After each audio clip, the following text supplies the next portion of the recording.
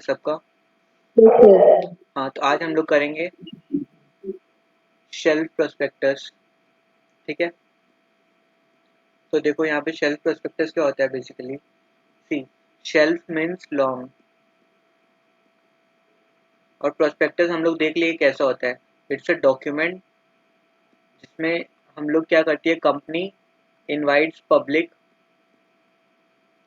Company invites public to subscribe for securities क्या क्या हो सकते हैं, शेयर्स हो सकते हैं, डिवेंचर्स हो सकता है ना, या बॉन्ड्स हो सकता है, कुछ भी हो सकता है। समझ में आ रहा है ना?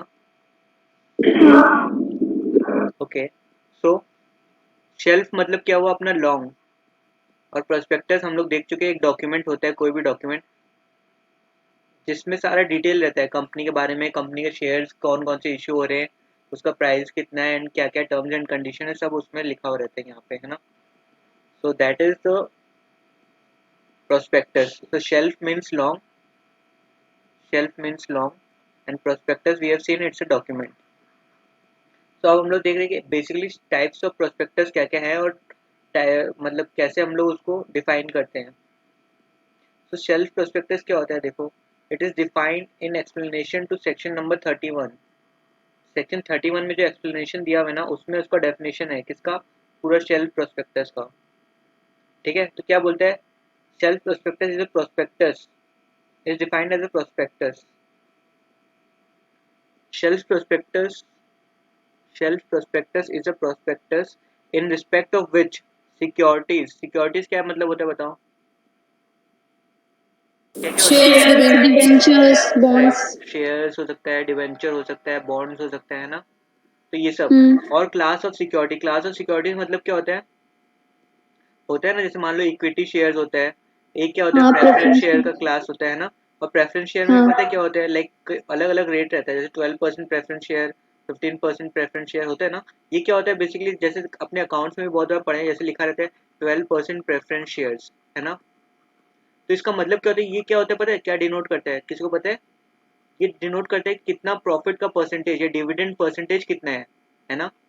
हम लोग देखो, जब भी हाँ। प्रॉफिट होता है कंपनी को, तो हम लोग इक्विटी शेयर होल्डर्स को प्रॉफिट देते हैं, और प्रेफरेंस शेयर होल्डर को भी प्रॉफिट देते हैं ना, शेयर होल्डर्स को। तो लाइक पर प्रेफरेंस शेयर होल्डर का क्या रहता है ना, प्रॉफिट हमेशा फिक्स रहता है।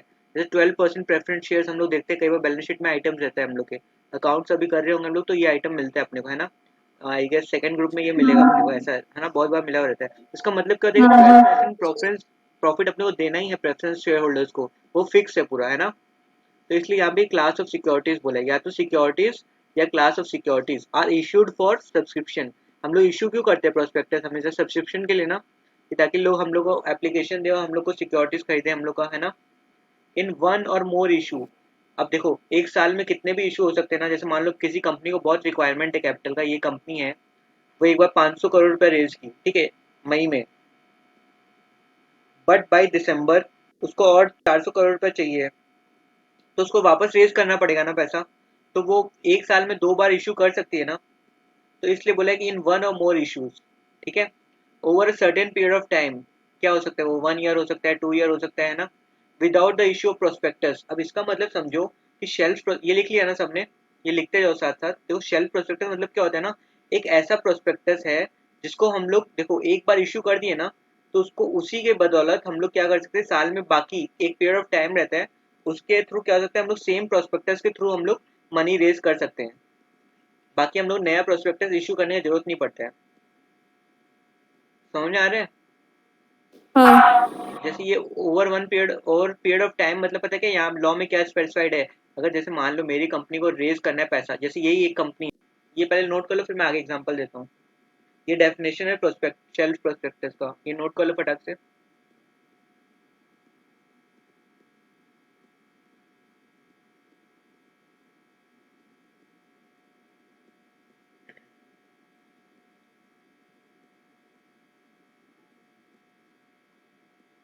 तो ये कहाँ डिफाइंड है, सेक्शन 31 के एक्सप्लेनेशन में डिफाइंड है सेल्फ प्रोस्पेक्टस होता क्या है।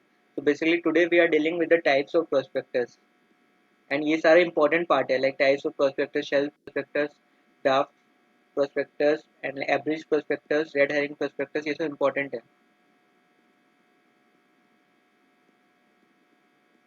और यहाँ पे शेल्फ मतलब क्या होता है, शेल्फ मतलब लॉन्ग या फिर डिटेल्ड। ये पूरा डिटेल्ड रहता है, इसमें बहुत सारा डिटेल्स रहता है सारा। तो लाइक उसको अगर एक बार हम लोग इशू कर दिए ना, इसको शेल्फ प्रोस्पेक्टस को इशू कर दिया ना मैं, और फिर मेरे को मान लो एक साल तक कभी और इशू करना रहेगा ना, मेरे को कुछ भी पैसा रेज करना है, तो मैं इसी प्रोस्पेक्टस के बेसिस पे मैं पैसा रेज कर सकता हूँ। तो शेल्फ प्रोस्पेक्टस को अगर मैं इशू करता हूँ ना, एक साल में अगर मेरे को मान लो और पैसा रेज करना है अगर कभी, तो मैं इसी प्रोस्पेक्टस को, शेल्फ प्रोस्पेक्टस के बेसिस पे मैं क्या कर सकता हूँ, पैसा रेज कर सकता हूँ पब्लिक से। अब मान लो ये फटाक से नोट हो गया सबका। हाँ भैया। ओके।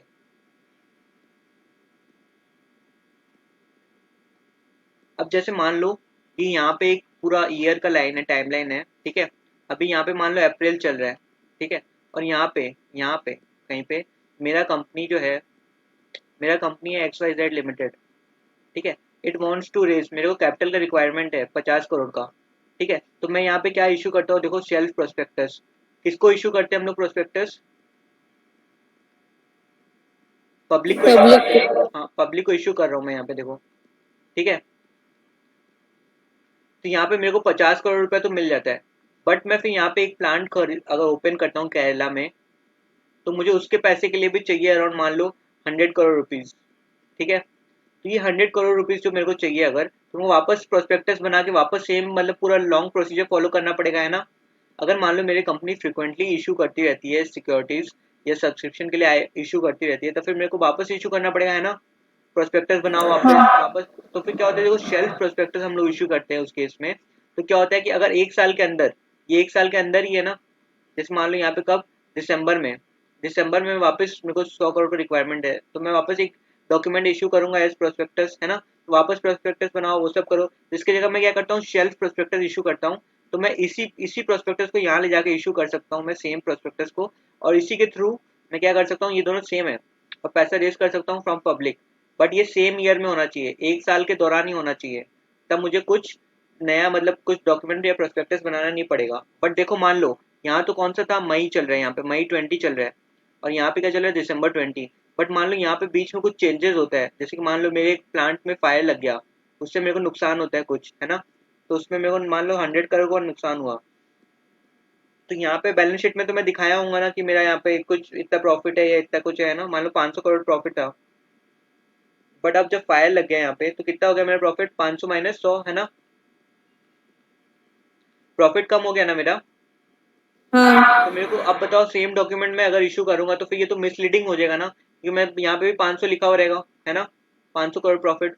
पर क्या ये सही है? नहीं। तो यहाँ पे कुछ कुछ चेंजेस तो होगा ना, इस इंटरवल के बीच में कुछ चेंजेस हो सकता है ना, कि मेरा बिजनेस कुछ नया खोल रहा हूँ, कुछ बंद कर रहा हूँ, ऐसा कुछ चेंजेस हो सकता है ना।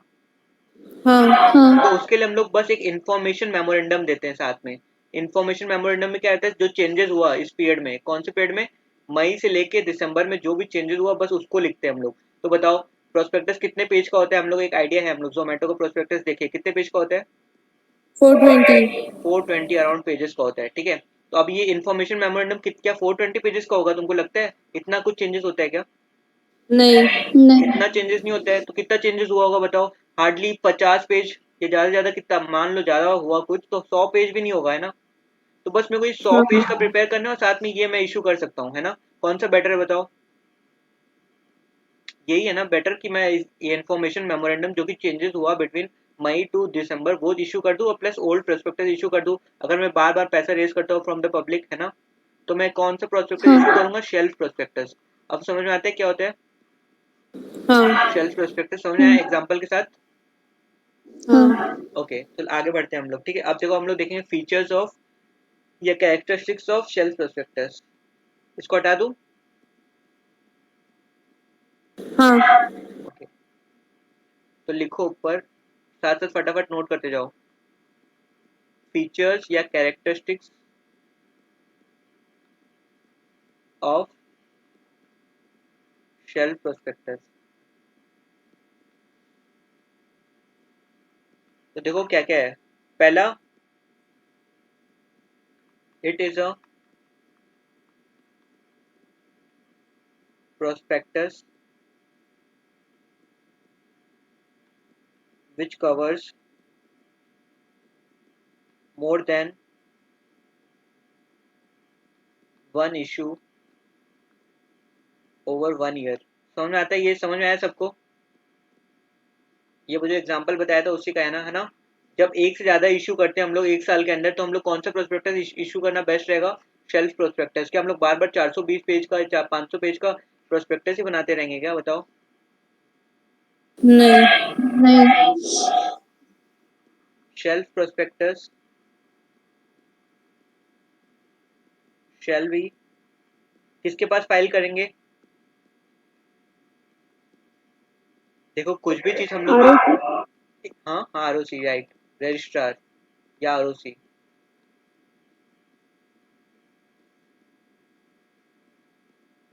Eight the time of first offer. देखो जब भी हम लोग पैसा रेज करते हैं ना पब्लिक से, तो हम लोग को वो कोई भी डॉक्यूमेंट हो वो सबसे पहले किसको चेक देना पड़ेगा? आरओसी को देना पड़ेगा। क्यों? क्योंकि पब्लिक जब भी इन्वॉल्व रहती है तो उसके पहले अपने को चेक करना पड़ेगा ना कि वो सब सही लिखा है या नहीं लिखा है ना? तो हम लोग को हमेशा अथॉरिटीज, रेगुलेटरी अथॉरिटीज को हमेशा सबसे पहले अपना डॉक्यूमेंट सबमिट करना पड़ता है। ठीक है, तो ये हमेशा याद रहेगा ना? हाँ। फिर देखो एन, वो जो एडिशनल डॉक्यूमेंट देते हैं हम लोग उसको क्या बोलते हैं? Information memorandum. राइट।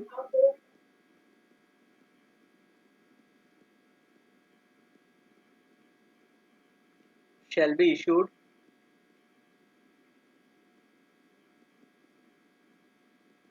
कब इशू करेंगे?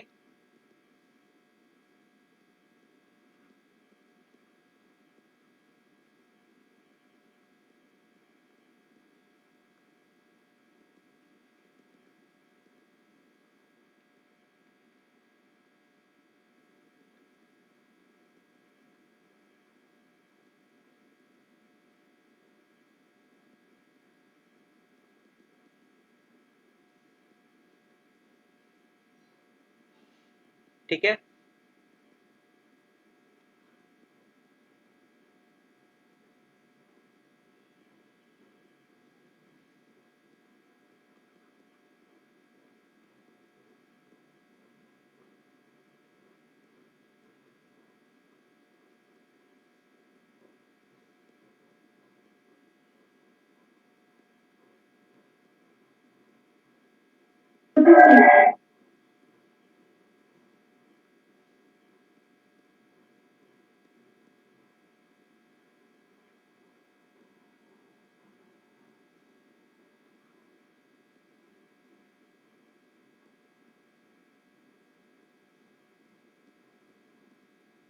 अब देखो मैंने क्या बताया था। जब हम लोग दिसंबर में इशू कर रहे थे प्रोस्पेक्टस, तो हम लोग क्या क्या दे रहे थे प्रोस्पेक्टस के साथ में? मतलब क्या क्या दे रहे थे टुगेदर? इंफॉर्मेशन मेमोरेंडम और सिर्फ इन्फॉर्मेशन मेमोरेंडम दे रहे थे क्या? नहीं, सेल्फ प्रोस्पेक्टस भी दे रहे थे। प्लस सेल्फ प्रोस्पेक्टस भी दे रहे थे जो पहले इशू हुआ? हाँ। हाँ या नहीं, कौन कौन एग्री करते हैं? मैं करती हूँ। हाँ, तो देखो, तो उन दोनों को हम लोग क्या मानेंगे? Deemed prospectus. मतलब क्या पूरा एक कंप्लीट प्रोस्पेक्टस मानेंगे क्या? सब एग्री कर रहे हैं इससे? हाँ। है ना? तो यही चीज लिखा है यहाँ पे, देखो फटाक से ये कर लो फिर आगे बढ़ते हैं। हो गया। सबका हो गया ना? हाँ। तो देखो फिफ्थ पॉइंट लिखो।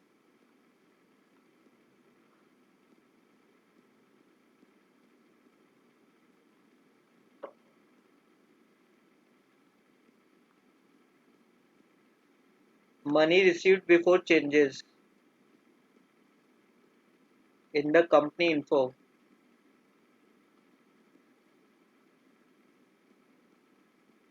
shall be returned if the shareholder doesn't agree with it। ये समझ में आ रहा है क्या मतलब है?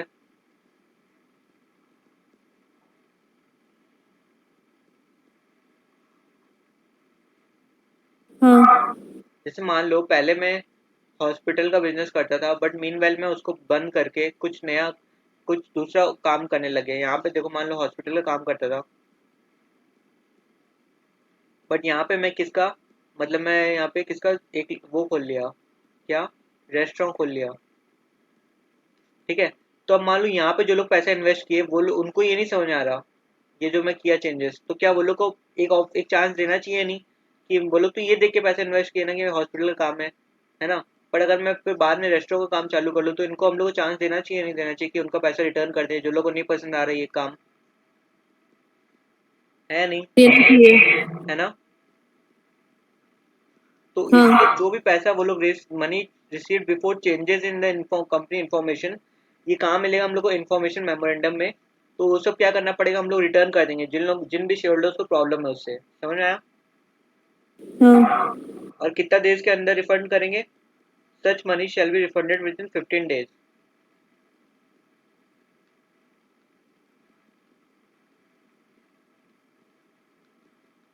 ठीक है, हो गया सबका।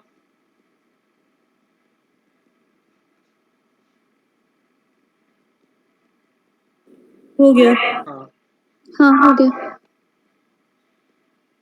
Okay, so let's start with the shelf prospectus from the book। देखो, the explanation to section 31।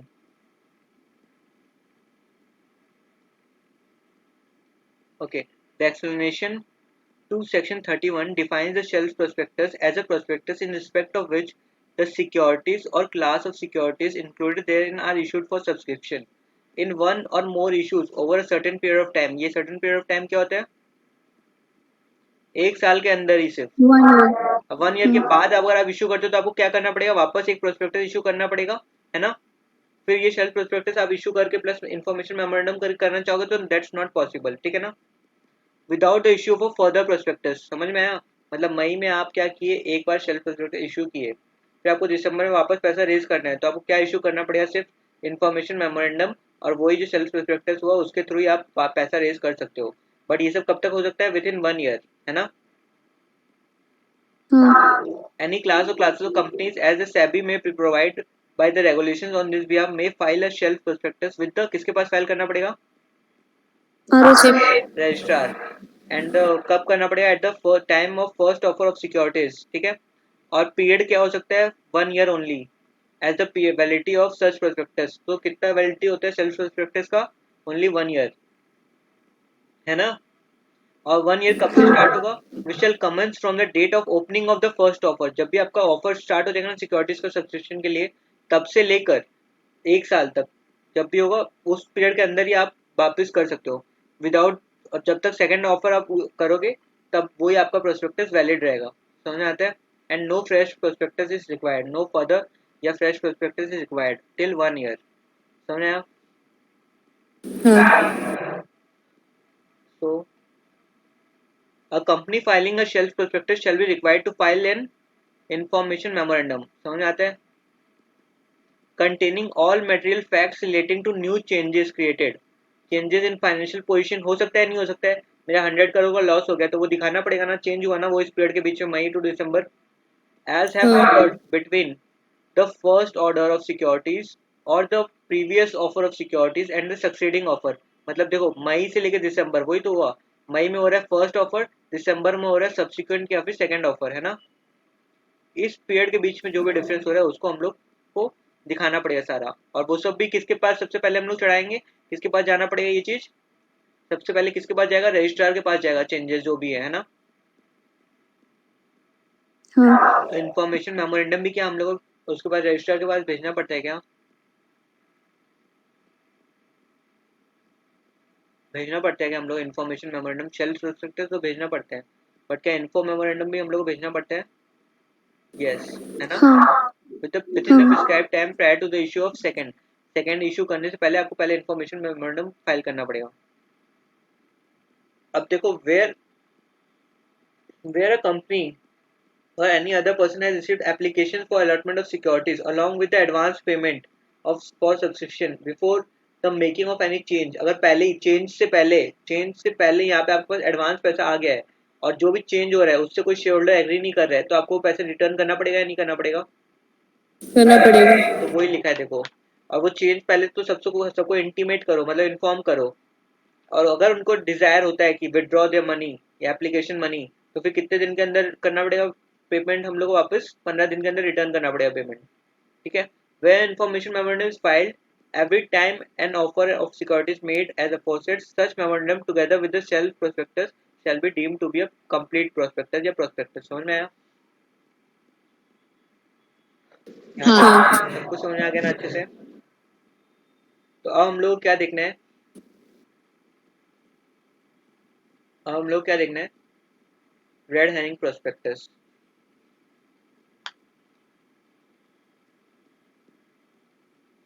देखो अब शेल्फ प्रोस्पेक्टस होता कैसे है, ये देखो, ये Indian renewable energy development agency limited, दिख रहा है सबको?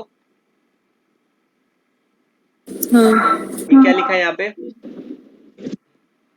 Self prospectus. तो दिख रहा है ये कैसा होता है, देखो यहाँ पे सारा डिटेल लिखा हुआ है, वही सब जैसे जोमेटो का था कि रजिस्टर्ड ऑफिस कहाँ पर है, कॉर्पोरेट ऑफिस कहाँ पे है, इसका कंप्लायंस ऑफिसर्स कौन कौन है, प्रमोटर्स कौन कौन है ना। ये सब जो है ये लोग मैनेज करेंगे सारा इशू, वो सब है, कंपनी का नाम, कौन कौन इशू देख रहे हैं। तो देखो यहाँ पे क्या क्या है, टेबल ऑफ कंटेंट्स क्या क्या दिया हुआ है, general, definition, abbreviation, certain convention, मतलब terms use of financial industry and market data, ये सब दिया हुआ है सारा। तो यहाँ पे देखो क्या लिखा हुआ है,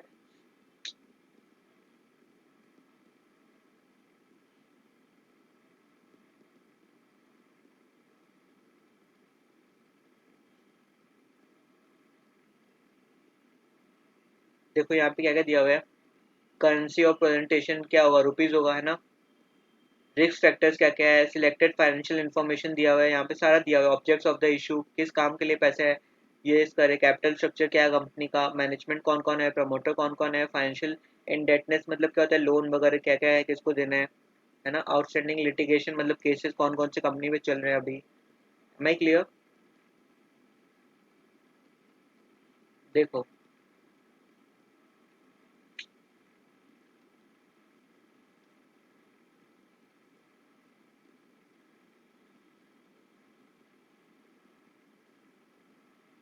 तो वही सब दिया है, देखो अब मेन चीज दिखाता हूँ क्या क्या है। तो बेसिकली ये देख लो कितने पेज का है, दिख रहा है किसी को?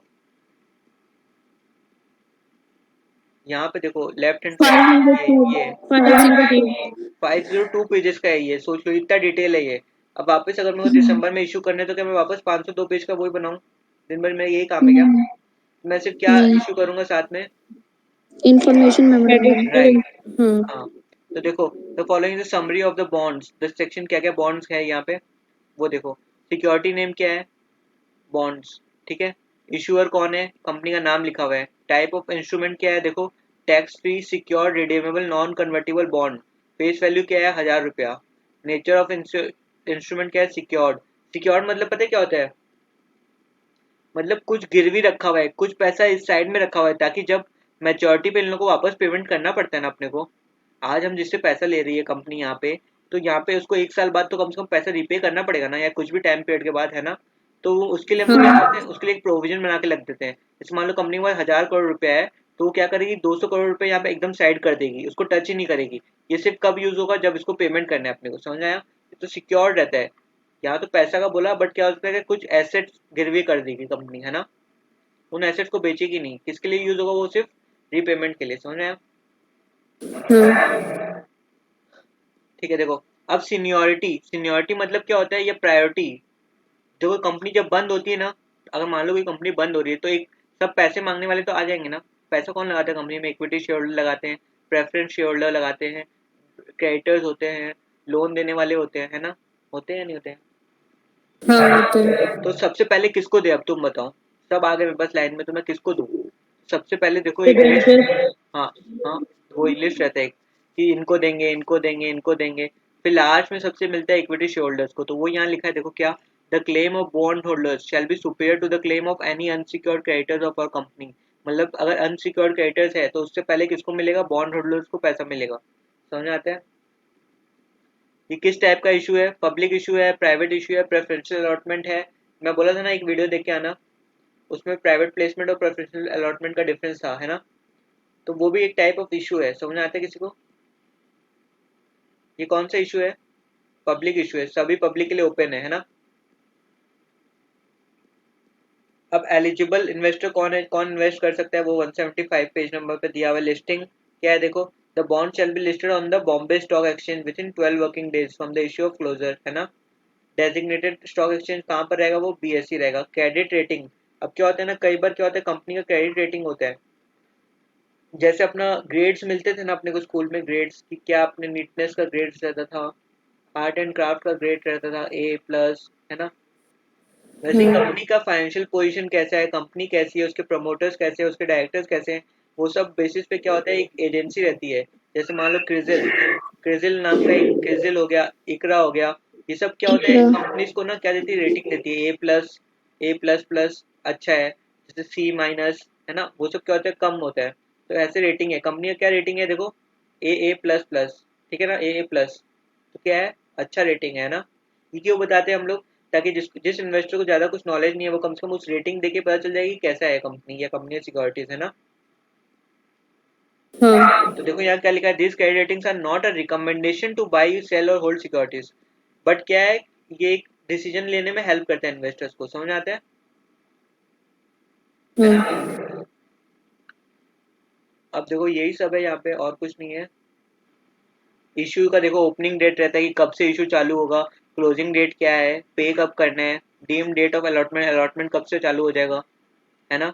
इशुएंस मोड कब होता है, देखो क्या बताया था आजकल सारा, कब होता है, कौन से फॉर्म में होता है। डिमेटेरियलाइज्ड फॉर्म हाँ, में। या फिजिकल फॉर्म में, बॉन्ड्स है तो अगर फिजिकल फॉर्म में भी मिल सकता है अगर एप्लीकेंट बोलता है तो, ठीक है। ट्रेडिंग मोड कैसे होगा, बट ट्रेडिंग कैसे होगा, हमेशा सिर्फ डिमेटेरियलाइज्ड फॉर्म में होगा, है ना। हाँ। अब डिपॉजिटरी बताया था ना, दो डिपॉजिटरी होता है इंडिया में, NSDL CDSL, वो सारे शेयर्स का रखती है हमारे बिहाफ पे। यही सब देखो। अब देखो यहाँ पे एक चीज देख लो, कि डिबेंचर ट्रस्टी, जब भी डिबेंचर इश्यूज होते हैं ना, तो उसके लिए देखो, ये रही कंपनी, है या नहीं कंपनी है, यहाँ पे क्या है, यहाँ पे कौन होते हैं, इन्वेस्टर्स, है ना, है ना। हाँ। ये लोग 100-100 रुपए का, मान लो 1000-1000 रुपए का डिवेंचर मतलब खरीदे कंपनी को, है ना, तो ये कंपनी को क्या दिए होंगे, 1000-1000 रुपए दिए ना, कंपनी इनको क्या दी होगी, एक हाँ। डिवेंचर सर्टिफिकेट दी होगी बस, है ना, जिसमें लिखा होगा कि इसका वैल्यू हाँ। 1000 रुपए है ना। बट अब इनका पैसा, ये जो 1000-1000 रुपए, ये सिक्योर्ड है या नहीं। विजय मान ले, जैसे कोई ऐसा कोई डायरेक्टर तो नहीं है जो कि वो उड़ा रहा है पैसा, ऐसा कौन इंश्योर करेगा। तो यहाँ पे हम लोग क्या करते हैं, एक बीच में एक पर्सन को खड़ा कर देते हैं, वो कौन होता है, डिवेंचर ट्रस्टी। वो क्या करता है, अब एक एक बंदा तो जाके अपना मतलब इंटरेस्ट जाके कंपनी में सिक्योर कर नहीं सकता है, तो ये डिवेंचर ट्रस्टी का ड्यूटी होता है कि ये इनका इन्वेस्टर सारा का प्रोटेक्ट करके रखे। ये सारा कंपनी का देखते ही, कंपनी ठीक से काम कर रही है नहीं, डिवेंचर जो भी है वो लोग का पैसा ठीक से है या नहीं, है ना। तो ये सारा किसका ड्यूटी है, डिवेंचर ट्रस्टी का ड्यूटी है। समझ में आता है। तो देखो यहाँ क्या लिखा, role and responsibilities of debenture trustee, कहाँ दिया हुआ है, पेज नंबर 170 में दिया हुआ है। देखो बस यही सब दिया हुआ है। रजिस्ट्रार कौन, मतलब इसको करेगा सारा मैनेजमेंट, कार्वी जो कंपनी है वो करेगी। डिवेंचर ट्रस्टी देखो अपॉइंट हुआ है ना, कौन हुआ है, IL&FS ट्रस्ट कंपनी लिमिटेड, ये बहुत बड़ा कंपनी IL&FS, ठीक है। अब देखो कूपन रेट क्या होता है, वही परसेंटेज, जैसे रहता है ना 12% प्रेफरेंस शेयर, वो सब समझ आते हैं। हम्म। हाँ। देखो फेस वैल्यू कितना है, 1000 रुपये है, बट इशू प्राइस कितना है, इशू प्राइस भी 1000 रुपये ही है।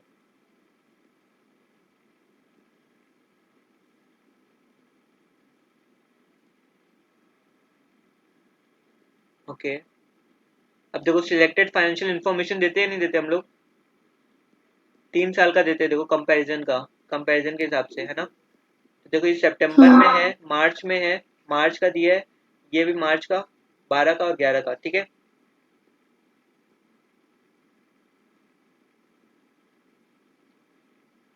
ये बैलेंस शीट दिया हुआ है आपका, कैश फ्लो स्टेटमेंट दिया हुआ है सारा।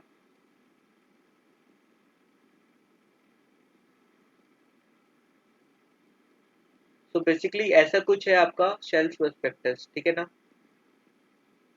अब ऐसे पढ़ते जाएंगे अपन तो बहुत टाइम लग जाएगा। तो बेसिकली यही है शेल्फ प्रोस्पेक्टस। अब देखो name of the share holders है, देखो share holding pattern of our company and list of share holders, कौन कौन है देखो मेन।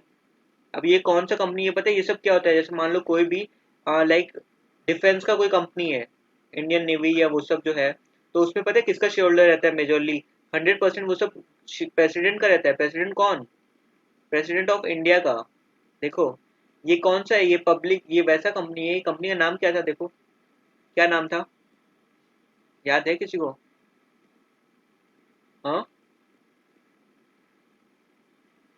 ये IIAF हाँ, कुछ I R IIAFS E D कुछ ए, I R E D A, ठीक है, तो मैं बता दूंगा, हाँ नाम मेरे को भी नहीं पता, अभी याद नहीं है इतना, ठीक है। देखो इसका ये क्या है ना, ये वैसा कंपनी है जैसे मान लो डिफेंस हुआ, या फिर क्या हुआ अपना रेलवे हो गया, ये ऐसे जो कंपनी रहती है ना, उसका उसका शेयर होल्डर 100% किसके पास रहता है पता है? प्रेसिडेंट के पास।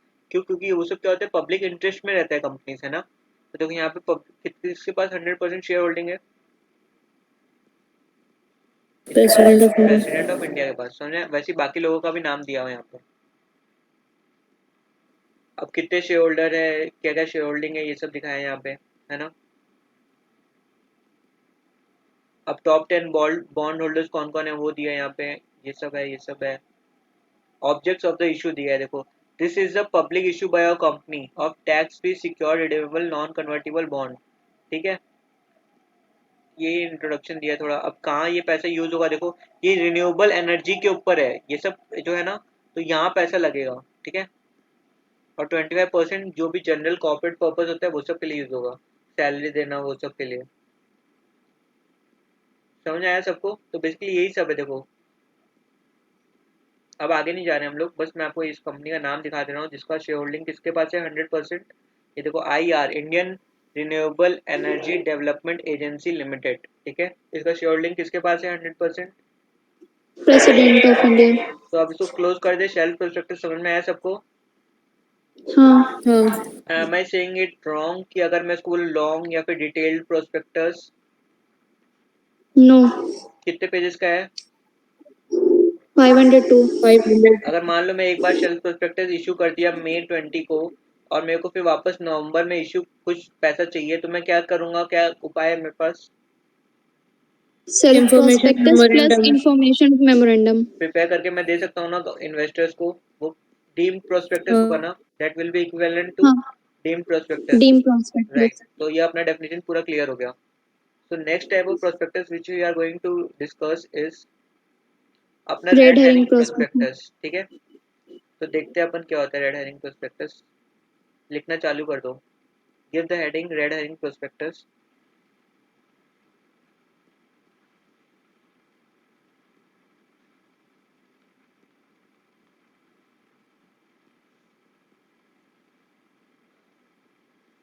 तो यहाँ पे बेसिकली डेफिनेशन कौन से सेक्शन में दिया हुआ है?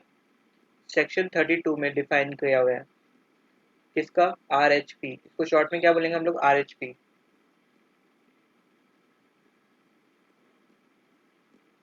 अब डेफिनेशन लिखा कैसे देखो, सेक्शन 32 प्रोवाइड्स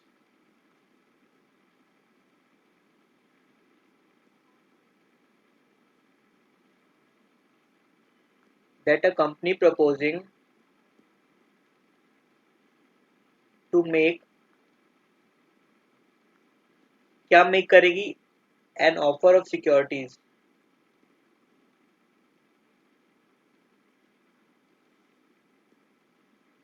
इट में इशू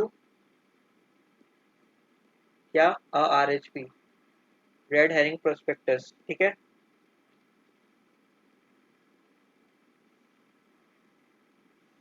तो आर एच पी जो होते हैं ना, रेड हेरिंग प्रोस्पेक्टस, इसमें क्या होता है? इट एक्सक्लूड्स क्या? दो चीज में नहीं मेंशन रहती है, क्या? प्राइस ऑफ सिक्योरिटी और क्वांटिटी, कि कितना इशू, कितना आपको लेना पड़ेगा। प्राइस ऑफ सिक्योरिटी या क्वांटिटी ऑफ सिक्योरिटी नहीं रहता है।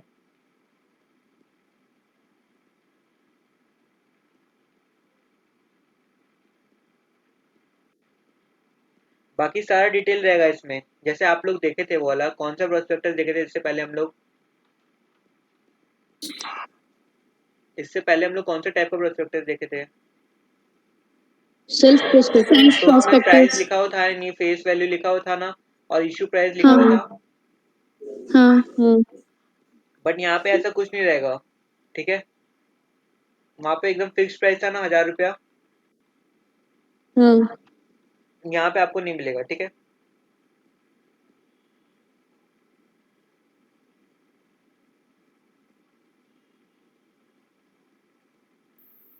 Even after issuing RHP, company can issue prospectus. Red herring prospectus कर देने के बाद भी कंपनी और एक प्रोस्पेक्टस इशू कर सकती है।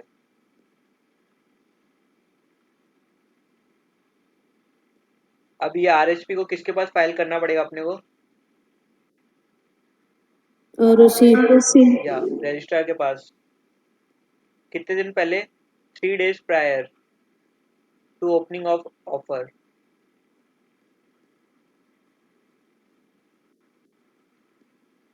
ठीक है।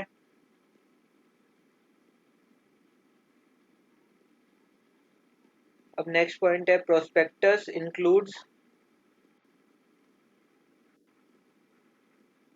Red herring prospectus.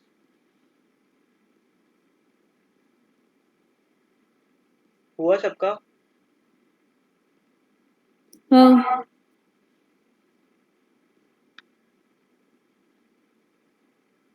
अब देखो,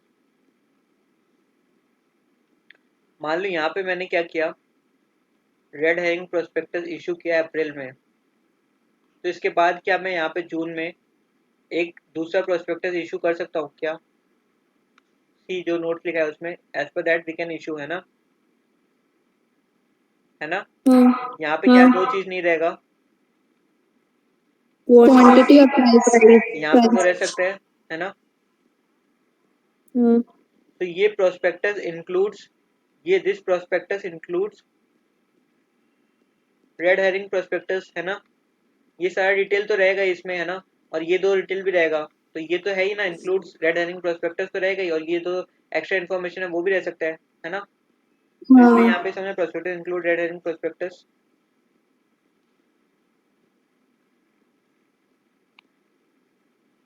अब देखो, any changes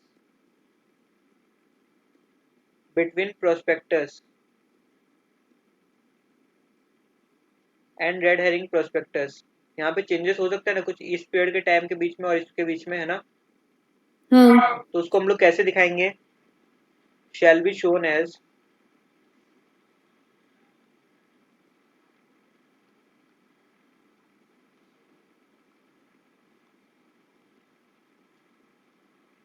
variation in prospectus. Variation मतलब पता है ना क्या होता है? चेंजेस। ठीक है, क्लियर हुआ? हाँ लिख लिया सबने?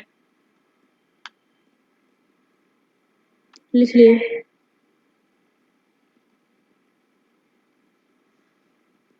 अब देखो, अब पूरा अलॉटमेंट वगैरह सब हो गया, तो हम लोगों को क्या होता है देखो, आफ्टर क्लोजर ऑफ ऑफर, किसका ऑफर है? Of securities. हम लोग क्या क्या इन्फॉर्मेशन देना पड़ेगा? टोटल कैपिटल कितना रेज किया हम लोग फ्रॉम द इशू,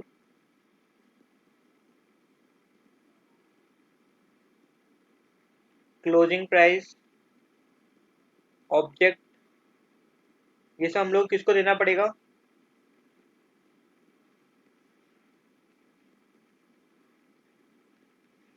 समझ में आया?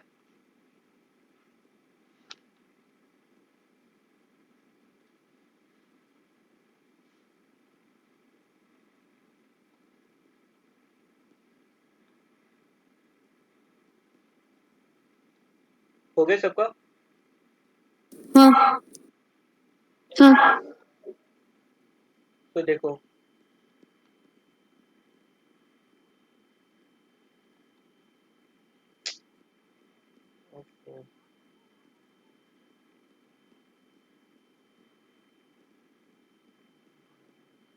देखो, the explanation to section 32 defines the term red herring prospectus. ठीक है, क्या होता है? As a prospectus which does not include complete particulars of quantum, quantum मतलब क्या होता है? क्वांटिटी, और price of the security, security मतलब कुछ भी हो सकता है, शेयर, डिवेंचर, बॉन्ड, है ना? Included there. समझ आया? Section 32 provides that a company proposing to make an offer of securities may issue a red herring prospectus prior to the issue of prospectus। ठीक है, कब इशू होता है? prior to the issue of prospectus. The same shall be filed with registrar कब at least 3 days before the offer is opened. ठीक है. It shall carry the same obligation as applicable to prospectus. जो भी provision prospectus के लिए applicable है वो किसके लिए एप्लीकेबल होगी? आरएचपी के लिए भी. समझ आया? जैसे प्रोस्पेक्टस को किसके पास फाइल करना पड़ता है? आरएचपी के पास करना पड़ता है. तो क्या आरएचपी पे वही प्रोविजन एप्लीकेबल है? हाँ. यस, यही लिखा है ना यहाँ पे. देखो, it shall carry the same obligations as applicable to prospectus, है ना. And any variation between the red herring prospectus and the prospectus shall be highlighted as variation. वही लिखे हम लोग, है ना. At the time of closing of the offer, the prospectus stating the total capital raised, whether by way of debt or share capital. Debt मतलब क्या होता है? Debentures, है ना.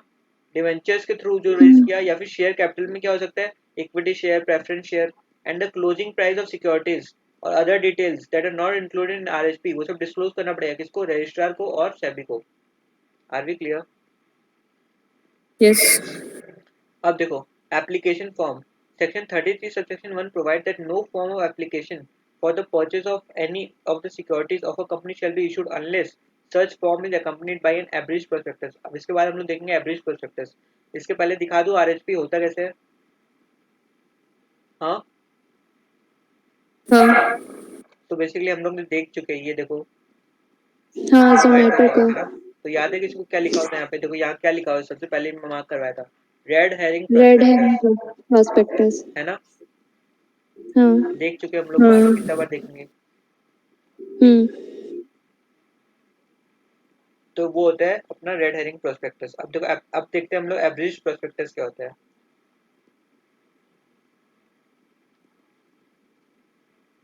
हाँ, तो देखो बेसिकली ये क्या है? Average prospectus. This is an, क्या लिखा है यहाँ पे? एवरेज प्रोस्पेक्टस लिखा हुआ है.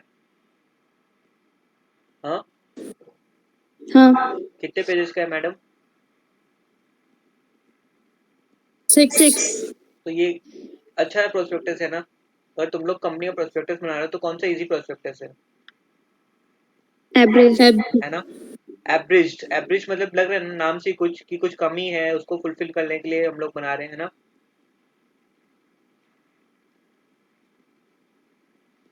है ना. हाँ. ओके, तो लिखो एवरेज प्रोस्पेक्टस क्या होता है.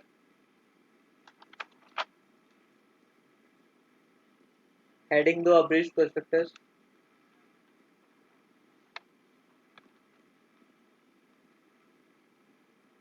एवरेज प्रोस्पेक्टस कितने पेजेस का था वो?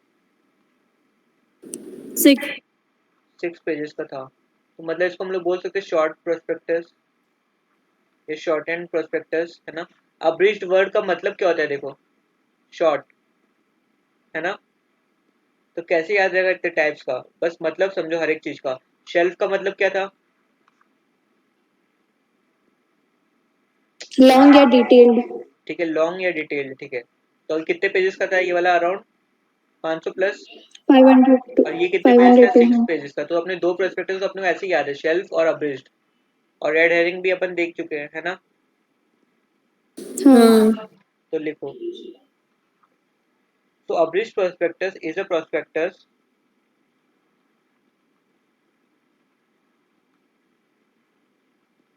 having salient features of a prospectus. salient मतलब क्या होता है? Anyone? Important. ठीक है, किसी के पास टाइम है 500 पेजेस पढ़ने का. अभी हम लोग अगर एक प्रोस्पेक्टस देखें आरएचपी या जो भी शेल्फ प्रोस्पेक्टस, तो 500 पेज का है, तो कितना क्लास? 2 से 3 क्लास लग जाएगा, है ना. तो अपन क्या देख सकते? अब्रिज्ड प्रोस्पेक्टस में मेन मेन चीज देख सकते हैं ना, है ना. इज इशूड, कब इशू करेंगे हम लोग और उसका फायदा क्या है? Is issued to reduce cost of issue. 500 page बनाने में ज़्यादा टाइम लगेगा, या फिर फिजिकल कॉपी किसको देंगे तो किसमें कम खर्चा लगेगा? एवरेज प्रॉस्पेक्टस में. Right. Application for purchase of shares shall be accompanied with AP abridged prospectus। इसके साथ क्या देंगे हम लोग, एक एप्लीकेशन अटैच करके देंगे जिसमें कि सारा फॉर्म फिल करके कंपनी को देना है ना। ये कंपनी है तो कंपनी को ये एप्लीकेशन फॉर्म फिल करके देना है ना। और ये क्या है अपना एब्रिज्ड प्रोस्पेक्टस, एब्रिज्ड प्रोस्पेक्टस। तो एब्रिज्ड प्रोस्पेक्टस के साथ हमेशा क्या रहेगा, एक application for purchase of securities हमेशा जाएगा। Is it clear? यस। देखो कंप्लीट प्रोस्पेक्टस बनेगा पर किसको देंगे हम लोग,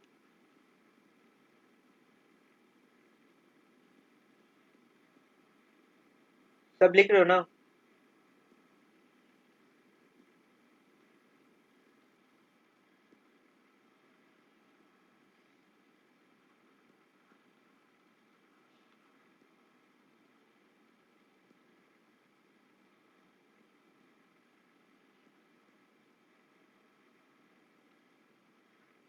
अब क्लोजिंग डेट ऑफ इशू रहता है ना एक प्रोस्पेक्टस में, हम लोग देखे या नहीं देखा अभी, जब हम लोग देख रहे थे पहला वाला प्रोस्पेक्टस, स्टार्ट था एंड था उसमें, स्टार्ट ऑफ इशू है ना। हाँ। तो वैसे ही देखो ये एप्लीकेशन हम लोग दे रहे साथ में है ना, तो ये कंपनी को जो दे रहे ना जो लोग, ये 3 लोग जो दिए उनको ही देंगे हम लोग पूरा फुल प्रोस्पेक्टस। बाकी सबको क्यों दे हम लोग, 50 जन 100 जन को क्यों दे हम लोग, जो सिर्फ हम लोग एप्लीकेशन भर के दे रहे हैं जिसको एक्चुअल में चाहिए उसी को देंगे ना। तो देखो कंप्लीट प्रोस्पेक्टस देंगे हम लोग बाद में किसको, जो लोग अप्लाई किए फॉर सब्सक्रिप्शन, जो लोग वो एप्लीकेशन भर के दिए हम लोग को before closing date of issue, समझ आया, उसमें सारा डिटेल रहेगा। बट ये जो है एप्लीकेशन इसमें सिर्फ मेन डिटेल रहेगा। उसको देख के अगर आपको लगता है कंपनी में इन्वेस्ट करना है तो एक एप्लीकेशन दो, फिर उसके साथ हम लोग आपको दे सकते हैं क्या, कंप्लीट प्रोस्पेक्टस। समझ में आया? किसको देंगे समझ नहीं आया। ओके ये लिख लिया सबने? हाँ। हो गया ना सबका यहाँ तक? हाँ। देखो ये रही कंपनी है ना, ये यहाँ पर है। हाँ।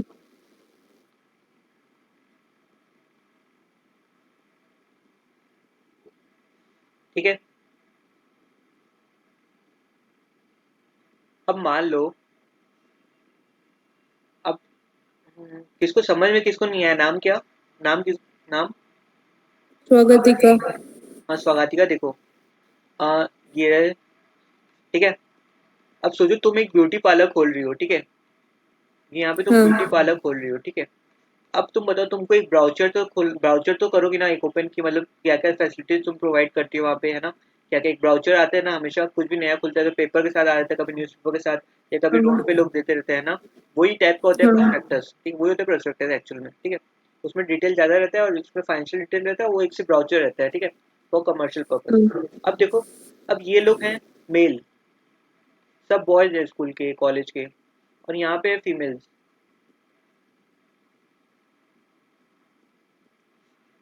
ठीक है। तो तुम किसको दोगी ये पर्चा को छापने का कितना रुपये लगेगा स्वागति का, 500 अगर प्रिंट करती हो तुम, तो मान लो कितना लगेगा, मान लेते हैं इसका 500 रुपीज लगेगा हजार। 500, 500 पकड़ते हैं ना, या 1000 पकड़ने हैं तो 1000 पकड़ लो, चलो 1000 रुपये लगा। तो अब स्वागति का तुम सबको बांटती रहोगी क्या, इनको भी बांटोगी क्या? नहीं। नहीं ना, इनको बांट के क्या फायदा, ये लोग आएंगे नहीं, बल्कि तुम्हारा नंबर रहेगा तो नंबर लेके तुमको कॉल करके परेशान कर देंगे है ना। तुम अपने हाँ। कस्टमर जो कि तुम्हारे पास आएंगे, आ सकते हैं लेडीज, उनको तुम दोगी ना, गर्ल्स को दोगी है ना।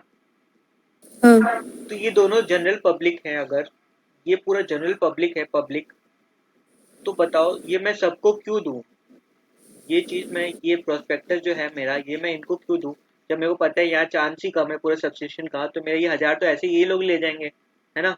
कोई इससे मुंह पूछेगा, हाँ। कोई मोड़ मुड़ा के फेंक देगा, कोई क्रिकेट खेलेगा उससे, तो मैं सिर्फ इनको दूंगा ना जो आ सकती है मेरे पास है ना। तो वैसे क्या होता है, हम लोग अब्रिज प्रोस्पेक्टस क्या करते हैं, एक शॉर्ट प्रोस्पेक्टस 6 पेजेस का रहता है वो, ठीक है। वो हम लोग उन कस्टमर्स को देते हैं जो कि हम लोग पता है कि मतलब हम लोग की कंपनी में इंटरेस्टेड है ना। ये सबको दे हाँ। दो, भले 6 पेज का, तो तब तुम सबको ही दे सकती हो, सबको दे दो। पर फिर हम लोग इनको क्या बोलते हैं, अगर पसंद है तो एक एप्लीकेशन भी रहता है, एप्लीकेशन फॉर्म उसमें है ना, ये भर के हम लोग को दो। फिर हम तुम लोग को कितना पेज का देंगे, 500 पेज का प्रोस्पेक्टस दे सकते हैं, अगर तुमको ज्यादा डिटेल चाहिए तो कंपनी के बारे में है ना। अभी मैं इन सबको 500 पेजेस इनको भी दूं और सब्सक्राइब सिर्फ इन 50 जन में से सिर्फ 5 जन करें, तो मेरा तो लॉस है ना, है ना। और इन्हीं 50 में से अगर मैं इन 10 जन को दूं और इन 10 में से अगर 8 जन अप्लाई कर रहे हैं, तो फिर अच्छा है ना, मेरे को इनको ही 8 जन को मेरे को देना पड़ेगा, ऐसे 50 जन को मेरे को 600 पेज का देना पड़ रहा था। समझ में आ रहा है क्या? हाँ आ रहा है। अब हो गया क्लियर? हाँ तो अब एक बार नोट्स गो थ्रू कर लो, देखो क्या लिखे हम लोग। A brief prospectus is a prospectus having salient, मतलब इंपॉर्टेंट फीचर्स जो जो है सिर्फ वही मेन मेन 6 पेज में लिख दिए हम लोग। अब क्या है, तो इशू कर रहे हैं रिड्यूस करने के लिए कॉस्ट। 500 तुम प्रिंट की, उसका 1000 रुपया लग गया है ना। अब 1000 में ही मेरे को काम सल्टा देना है, जो जो मेन कस्टमर है उनके पास ही जाए, है ना। एप्लीकेशन फॉर परचेज हाँ शेयर्स हम लोग साथ में देते हैं कि ये एप्लीकेशन भर के दो अगर तुम सीरियसली इंटरेस्टेड हो मेरे कंपनी में के सिक्योरिटीज परचेज करने के लिए। तो जो लोग सीरियसली इंटरेस्टेड रहते हैं उनको हम लोग कंप्लीट प्रोस्पेक्टस बाद में देते हैं, अगर वो लोग हम लोग के पास अप्लाई करते हैं सब्सक्रिप्शन के लिए तो ही। समझ आया? हाँ मेन भाई। मकसद क्या है अपना, सिर्फ अपने को कॉस्ट बचाने मांगता है, और सीरियसली जो इंटरेस्टेड है सिक्योरिटीज परचेज करने के लिए उनसे ही हम बात करना चाहते हैं, आलतू फालतू लोगों से हमको कुछ लेना देना नहीं है ना। हाँ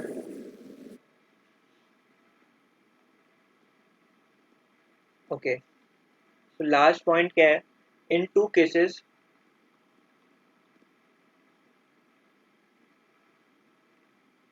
there is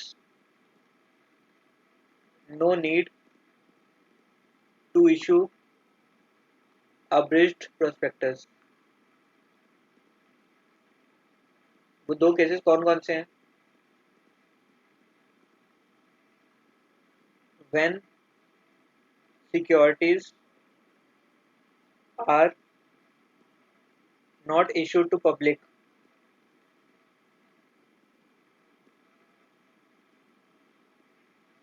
or for an underwriting agreement। इन दो केसेस में आपको अब्रिज्ड प्रोस्पेक्टस नहीं इशू करना पड़ेगा, जब आप किसी प्राइवेटली किसी पब्लिक किसी पर्सन को दे रहे हो अगर, ठीक है, तो आपको क्या अब्रिज्ड प्रोस्पेक्टस देना है? नहीं। या फिर आप जब कभी अंडर राइटिंग एग्रीमेंट में जाते हो तब भी आपको अब्रिज्ड प्रोस्पेक्टस देने का कोई नीड नहीं है। ठीक है, अब पता है कि अंडर राइटिंग एग्रीमेंट क्या होता है?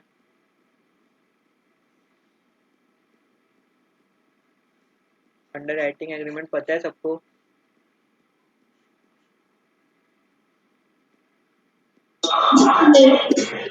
No sir.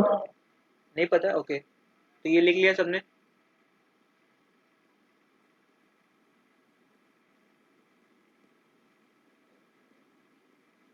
ओके, सी अंडर राइटिंग क्या होता है ना, बेसिकली देखो, पता ये चीज हम लोग ने पढ़ा था, ये मान लो एक कंपनी है, कंपनी एबीसी, ठीक है। अगर ये इशू कर रही है कोई प्रोस्पेक्टस, कितना करोड़ रुपया, 100 करोड़ रुपया रेज करना चाहती है, ठीक है, प्रोस्पेक्टस इक्विटी शेयर्स देके, तो पता है तुमको अगर ये प्रोस्पेक्टस से जो, कि फिर क्या होता है, पब्लिक क्या करती है, इनको पैसा देती है, एप्लीकेशन मनी देती है ना, एप्लीकेशन के साथ क्या देती है, मनी देती है ना, है ना। कोई रिप्लाई नहीं करेगा तो मैं आगे नहीं बढ़ूंगा। हाँ बाकी लोग सो रहे हैं? हाँ ठीक है, मनी देती है। तो देखो इस 100 करोड़ में से पता है कितना, अगर 90% पैसा आ जाए, 90% कितना होता है? 90 करोड़। 90 करोड़, हाँ। 90 करोड़ पैसा आ जाए तभी ये इशू सक्सेसफुल होगा। सक्सेसफुल कब मानेंगे? जब 90% सब्सक्राइब होगा, ठीक है। हाँ मिनिमम सब्सक्रिप्शन जितना होना चाहिए, जो गवर्नमेंट बताती है, सेबी बताती है, उतना होना जरूरी है, फ्रॉम पब्लिक या रिटेल इन्वेस्टर्स या फिर क्यूआईबीज क्वालिफाइड इंस्टीट्यूशनल बायर्स या फिर हाई नेट वर्थ इंडिविजुअल्स, इन लोग से जितना भी हो सब मिला के इतना। बट मान लो कई बार तो इतना पॉसिबल नहीं है ना, कई बार मान लो 90% नहीं होता है कंपनी का, तो क्या वो इशू वापस कैंसिल हो जाएगा? सोचो प्रोस्पेक्टस का खर्चा जो हुआ, जो हम लोग मर्चेंट बैंकर अपॉइंट किए, जो सब हम लोग इतना काम किए, वो सब वेस्ट हो जाएगा, है ना। तो यहाँ पे क्या करते हैं हम लोग, कंपनीज रहती है जिनको बोलते हैं, क्या बोलते हैं हम लोग, under writers. Writers. Under writers ये लोग क्या करते हैं, बोलते हैं कि मैं गारंटी दे रहा हूँ कि 90% मैं करवा दूंगा, नहीं होता तो वो लोग खुद शेयर परचेस कर लेते हैं।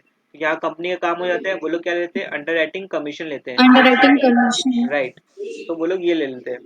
तो बेसिकली ये होता है पूरा अंडर राइटिंग प्रोसेस, जहाँ पे कंपनी क्या करती है, इन लोग के साथ एक एग्रीमेंट करती है कि 90% मेरा काम हो जाए, ताकि कंपनी को क्या फायदा है, कमीशन कुछ देना पड़ेगा, बट क्या होता है उनका ये सब्सक्रिप्शन सक्सेसफुल कराने का ड्यूटी सारा किसका, अंडर राइटर्स का।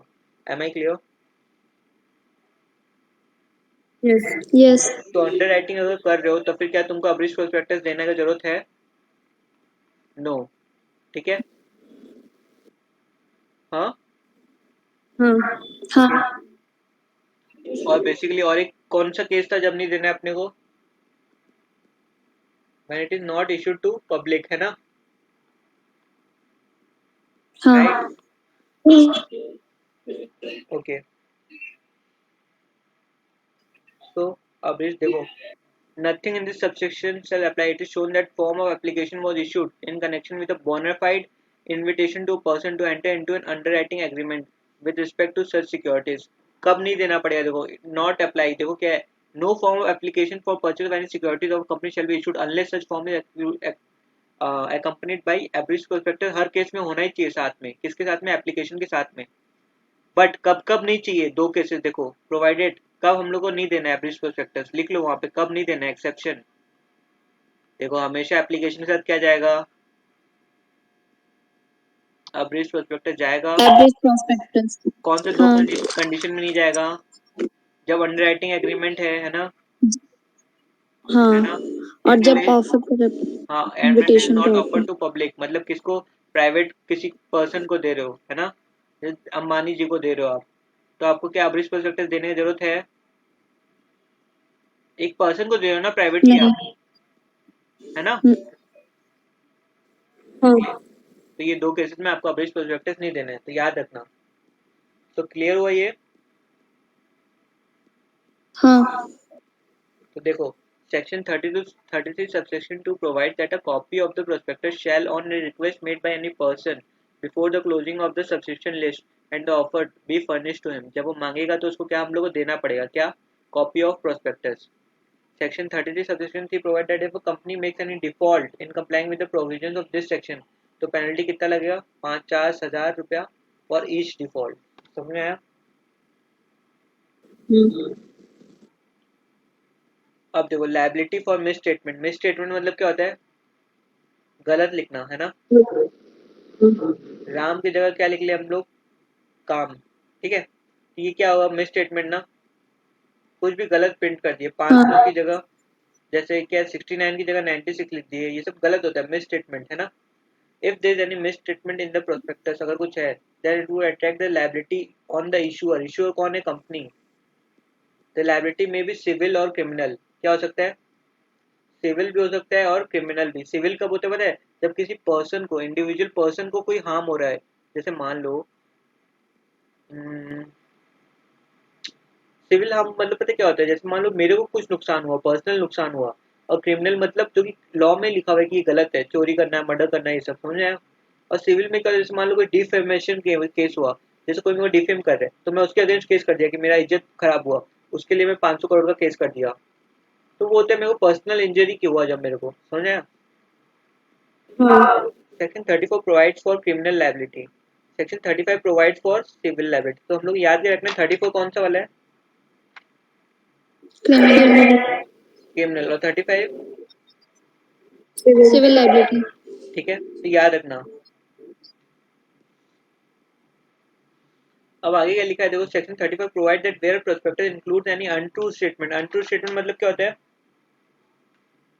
False statement. फॉल्स, फॉल्स कोई भी झूठ स्टेटमेंट। बोल रहा है ना? और मिसलीडिंग, मिसलीडिंग हाँ। मतलब गलत कुछ इन्फॉर्मेशन देना चाह रहे हैं, इन विच इट इंक्लूड्स और वेयर एनी इंक्लूजन और ओमिशन, ओमिशन मतलब कुछ लिखा ही नहीं, है ना? इस, और उस ओमिशन की वजह से क्या हो सकता है, हाँ। गलत डिसीजन ले सकता है कोई इन्वेस्टर। तो एवरी पर्सन जो ऑथराइज किया है इस प्रोस्पेक्टस को, मतलब जो ये इश्यू कर रहा है, साइन कर रहा है, स्पेशल भी लायबल अंडर सेक्शन 447 में बताया था, सेक्शन 447 किसका है, फ्रॉड। और बहुत सीरियस केस है ये, इसमें पता है मैक्सिमम कितना, 10 साल का भी हो सकता है जेल, और बहुत पेनल्टी है। ठीक है, द क्रिमिनल लायबिलिटी क्या होगा, will not arise if you prove that such statement और ओमिशन वाज इमैटेरियल, मतलब मान लो जो इन्फॉर्मेशन वो उसमें नहीं दिया प्रोस्पेक्टस में, वो इमेटेरियल था, कुछ इतना इरेलीवेंट नहीं था, अगर वो प्रूफ कर देता है तो फिर क्या होगा, वो क्रिमिनल केस उस पर नहीं लगेगा, समझ आया? And that he had reasonable grounds to believe that he did not, that he and did up at the time of the issue of prospectus believe that the statement was true or the inclusion was or omission was necessary, और उसको लगता है कि अगर वो ये जो नहीं हो डाला ना प्रोस्पेक्टस में इंफॉर्मेशन वो जरूरी था उस टाइम, तब ठीक है, बट वो इमेटेरियल होना चाहिए, ठीक है ना, मतलब इतना रेलिवेंट नहीं होना चाहिए, समझ आ रहा है? हाँ देखो, section 35 provide that when a person has subscribed for securities of a company based on the miss statement, अगर कोई मिस स्टेटमेंट था उसको देख के मैंने प्रोस्पेक्टस के लिए अप्लाई कर दिया या शेयर खरीद लिया कंपनी का, तो क्या होगा, और फिर मेरे को कुछ लॉ से डैमेज होता है, तो देखो every person who is director of the company, who is a director of a company at the time of the issue of the prospectus, या जो कि ऑथराइज किया है and name in prospectus as director, जैसे कोई director नहीं है but prospectus में उसका नाम लिखा है डायरेक्टर, और as agreed to become such director either immediately or after interval of time, या तो डायरेक्टर नहीं था या बनने का कुछ एग्री कर लिया, वो पर्सन या कोई प्रमोटर या who has authorized the issue prospectus, और एक्सपर्ट, एक्सपर्ट कौन होते हैं, सीए, सीएस, सीएमए, लॉयर, है ना, ये लोग होते हैं ना, वैल्यूअर, वैल्यूएशन ऑफिसर, है ना, ये लोग अगर कोई भी ये लोग गड़बड़ करते हैं तो क्या हुआ, इनको कंपनसेशन देना पड़ेगा to every person who has sustained such loss or damage, अगर कुछ गलत इन्फॉर्मेशन देते हो प्रोस्पेक्टस में तो ये 5 लोग लायबल होते हैं, कौन कौन, director, person authorize as director, promoter और ऑथराइज किया जो प्रोस्पेक्टस को वो, और या फिर एक्सपर्ट, एक्सपर्ट मतलब C S, C S, C M है, ठीक है ना, इज इट क्लियर? हाँ यस तो इसको लिखो।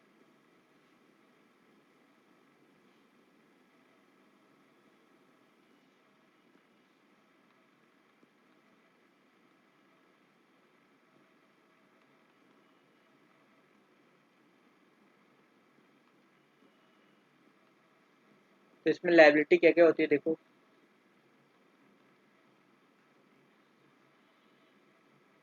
सबसे पहले लाइबिलिटी किस किस का होता है, देखो हम लोग पढ़े ना किस किस का लाइबिलिटी होता है, डायरेक्टर का होगा, है ना, और किसका होगा, authorized person authorize as director, है ना, प्रमोटर और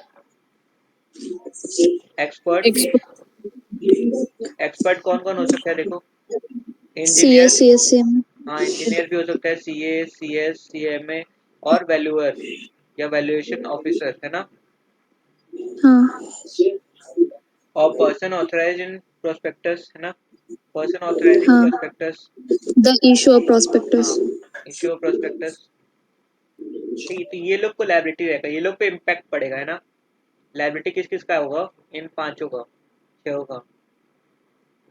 अब लाइबिलिटी कितने टाइप का हो सकता है, two types civil and criminal criminal and civil, ठीक है, सिविल का कौन सा सेक्शन था, सिविल का 35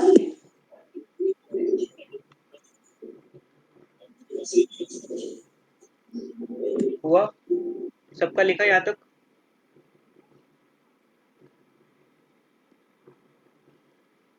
लिख लो सब फटाक से,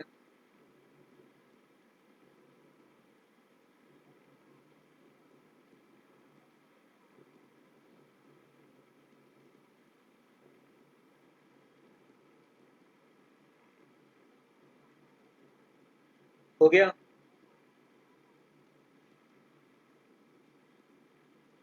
सर तो देखो हम लोग क्या पढ़ रहे हैं बेसिकली, लाइबिलिटी,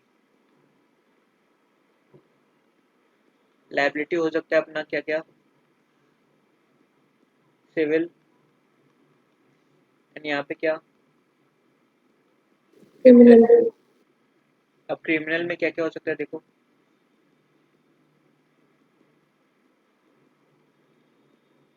इम्प्रिजनमेंट,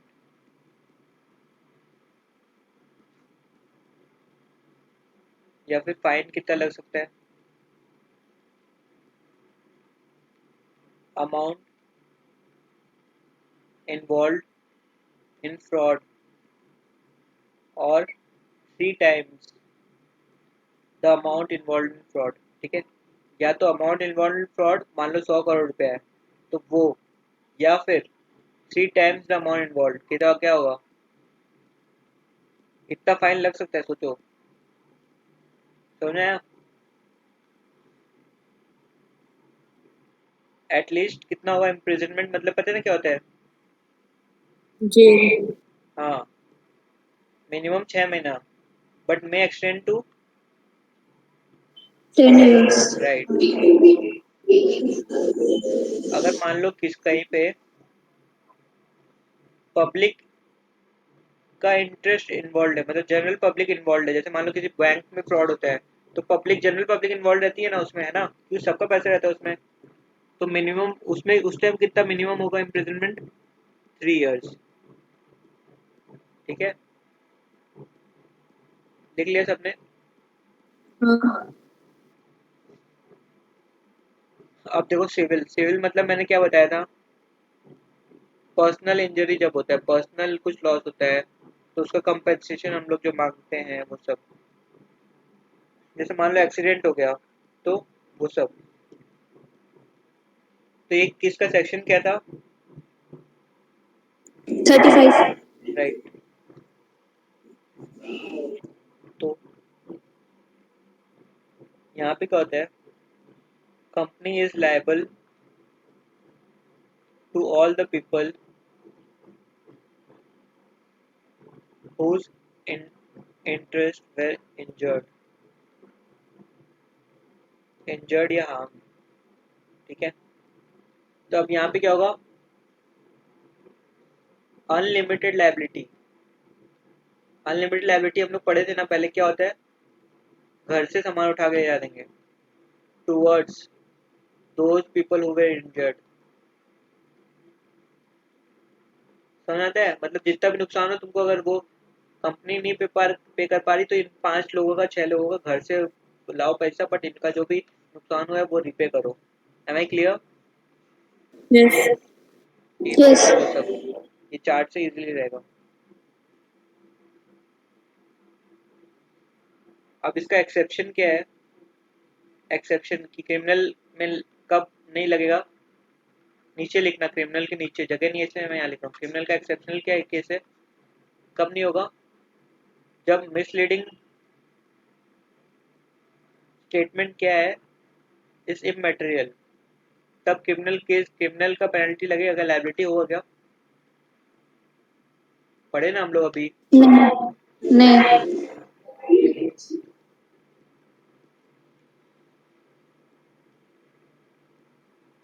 तो देखो बेसिकली हम लोग क्या देख रहे हैं, क्रिमिनल लाइबिलिटी होता है और एक होता है सिविल लाइबिलिटी। इम्प्रिजनमेंट कितना होगा और फाइन कितना होगा वो हम लोग देख चुके हैं।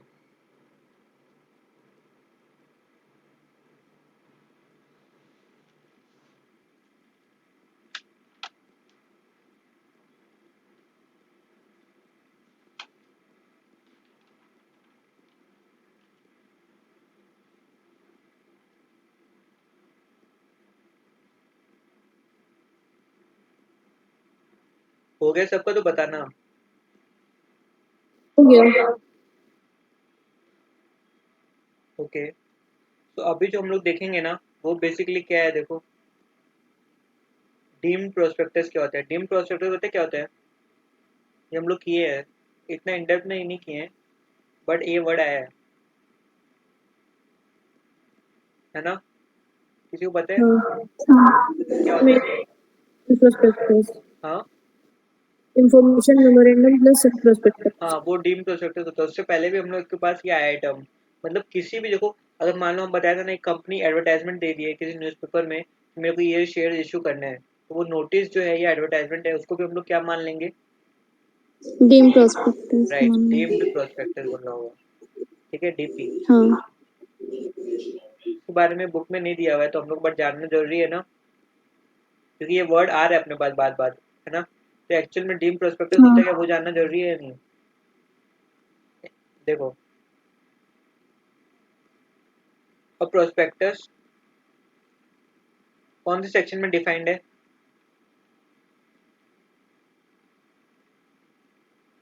is defined under Section 270 of Companies Act 13.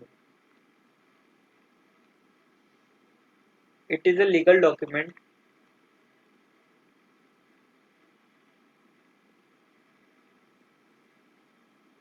and can be any circular, advertisement,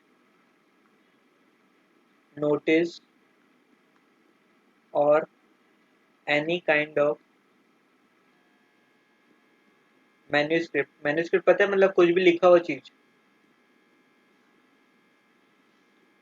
which is used for inviting offers from general public. किस लिए? For the purchase of securities या शेयर्स, शेयर्स या सिक्योरिटीज। ठीक है, ठीक है, नोट कर लिया? हाँ नोट कर लिया ना?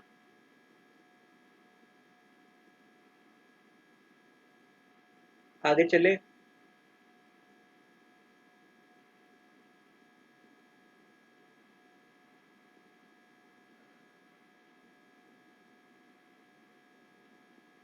हाँ हो गया। Okay,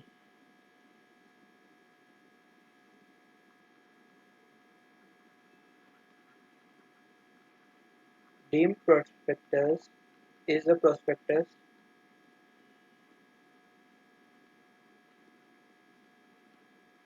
is a type of prospectus defined under section 25 subsection 1 of act, वही companies act। as the name suggests,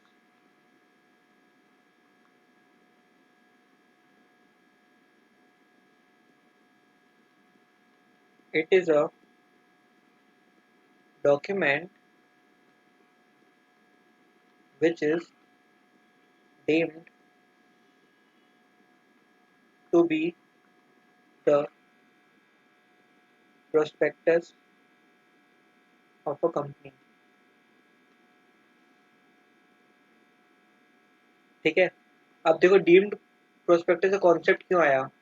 देखो जब प्रोस्पेक्टस इशू करते हैं ना, तो हम लोग को बहुत सारा लॉ का रूल्स रेगुलेशन वो सब फॉलो करना पड़ता है नहीं बताओ, क्योंकि हम लोग जनरल पब्लिक से पैसे मंगा रहे हैं ना, है ना। हाँ बट कई कंपनी लोग क्या करने लगी, देखो जैसे न्यूज़पेपर में ऐड दे दी कि भाई 10-10 रुपए का शेयर दे रहे हैं, तुमको लेना तो ले लो, तो ये लोग यहाँ से भी तो देख के आ रहे हैं ना, तो क्यों कंपनी करने लगी, ताकि इसको रूल्स फॉलो ना करना पड़े, है ना। सीधा अब एडवर्टाइजमेंट देने हाँ ये भी एक तरह का तो प्रोस्पेक्टस ही हुआ है ना। कोई भी चीज देखो क्या लिखा होता पहले, कोई भी रूल एडवर्टाइजमेंट वगैरह जो भी कर रहा है वो सब भी क्या एक तरह का तो प्रोस्पेक्टस ही है ना। कोई भी मैन्यूस्क्रिप्ट जिसमें आप लिख रहे हो, इनवाइट कर रहे हो पब्लिक को, वो सब क्या होता है, प्रोस्पेक्टस का काम ही कर रहे हैं इनडायरेक्टली, है ना। तो कंपनी ये सब करने लगी क्यों, क्योंकि ताकि उनको रूल एंड रेगुलेशन नहीं फॉलो करना पड़े। बताओ क्या, अब देखो प्रोस्पेक्टस में अगर मिस स्टेटमेंट हो जाता है तो क्या सीरियस पेनल्टीज है, क्रिमिनल की, सिविल की, 10 साल की जेल। फाइन कितना है तुम वो देखो, अगर 100 करोड़ रुपए फ्रॉड में है तो ये भी हो सकता है, या फिर 300 करोड़ रुपए फाइन लग सकता है।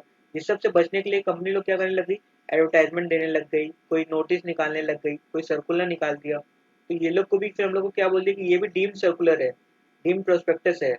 It is also deemed prospectus, ताकि इस पे भी जो है ना, इस पे भी जो है ना, क्या वो सब जो जो जो लॉज या रूल्स प्रोस्पेक्टस पे एप्लीकेबल है वो सब इस पे भी एप्लीकेबल है। तो इसमें अगर आप कुछ न्यूज़पेपर में भी कुछ गलत लिखते हो ना, गलत इन्फॉर्मेशन देते हो अगर आप, तो उसको हम लोग क्या मानेंगे, प्रोस्पेक्टस ही मानेंगे।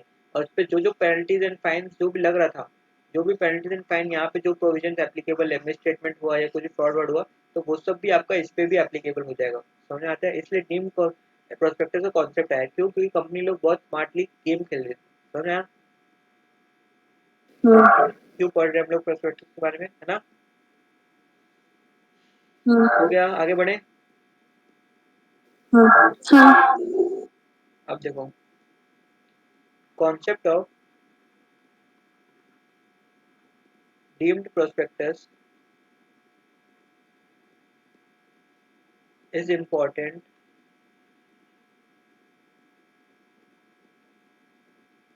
when a company wants to issue shares to public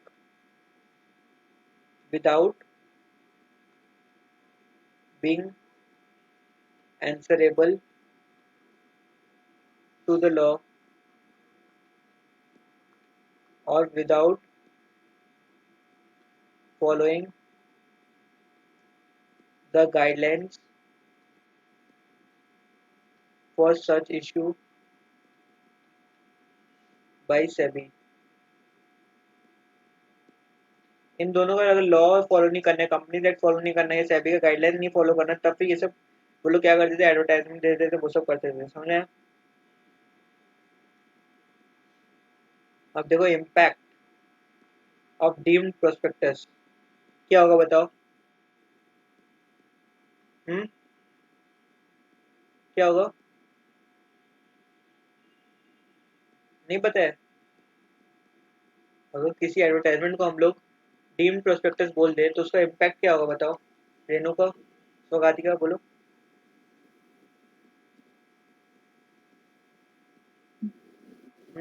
नहीं पता तो वैसे बोलो। नहीं पता। स्वगातिका? नहीं पता। ओके, देखो बताया था ना क्या होगा, इस पे जो भी प्रोविजन प्रोस्पेक्टस पे लगेगा वही अब किस पे, इस पे भी लगेगा। फाइन, पेनल्टी जो भी है, अगर मिस स्टेटमेंट होता है तो वो सब इस पे लगेगा। एक प्रोस्पेक्टस में क्या क्या इन्फॉर्मेशन रहना चाहिए, वो सारा इन्फॉर्मेशन इस पे रहना चाहिए। पहले तो आप एक न्यूज़पेपर में एक पेज का ऐड दे दिए, एक पेज का भी नहीं देते हो, एक इतना सा नोटिस दे दिए है ना कि सिक्योरिटी सेल कर रहा हूँ। बट एक प्रोस्पेक्टस कितने पेज का होता है? 500 पेज तक का होता है ना। तो सारा इन्फॉर्मेशन जो भी कंटेंट्स होना चाहिए वो सब किस में लिखा हुआ है कि प्रोस्पेक्टस में क्या है कंटेंट होना चाहिए, सेक्शन 26(1) में लिखा हुआ है। तो वो सारा आपके ऊपर इस पे एप्लीकेबल हो जाएगा, किस पे? डीम्ड प्रोस्पेक्टस पे, है नहीं? हाँ। तो लिखो इसके ऊपर इम्पैक्ट क्या होगा। Comply with conditions of section 26 subsection 1।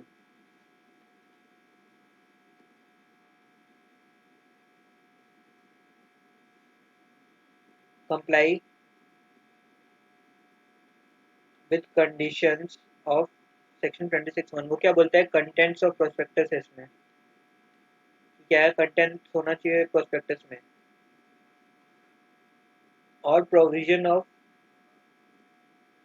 Miss statement in prospectus वो भी एप्लीकेबल हो जाएगा टू डीपी, डीम्ड प्रोस्पेक्टस।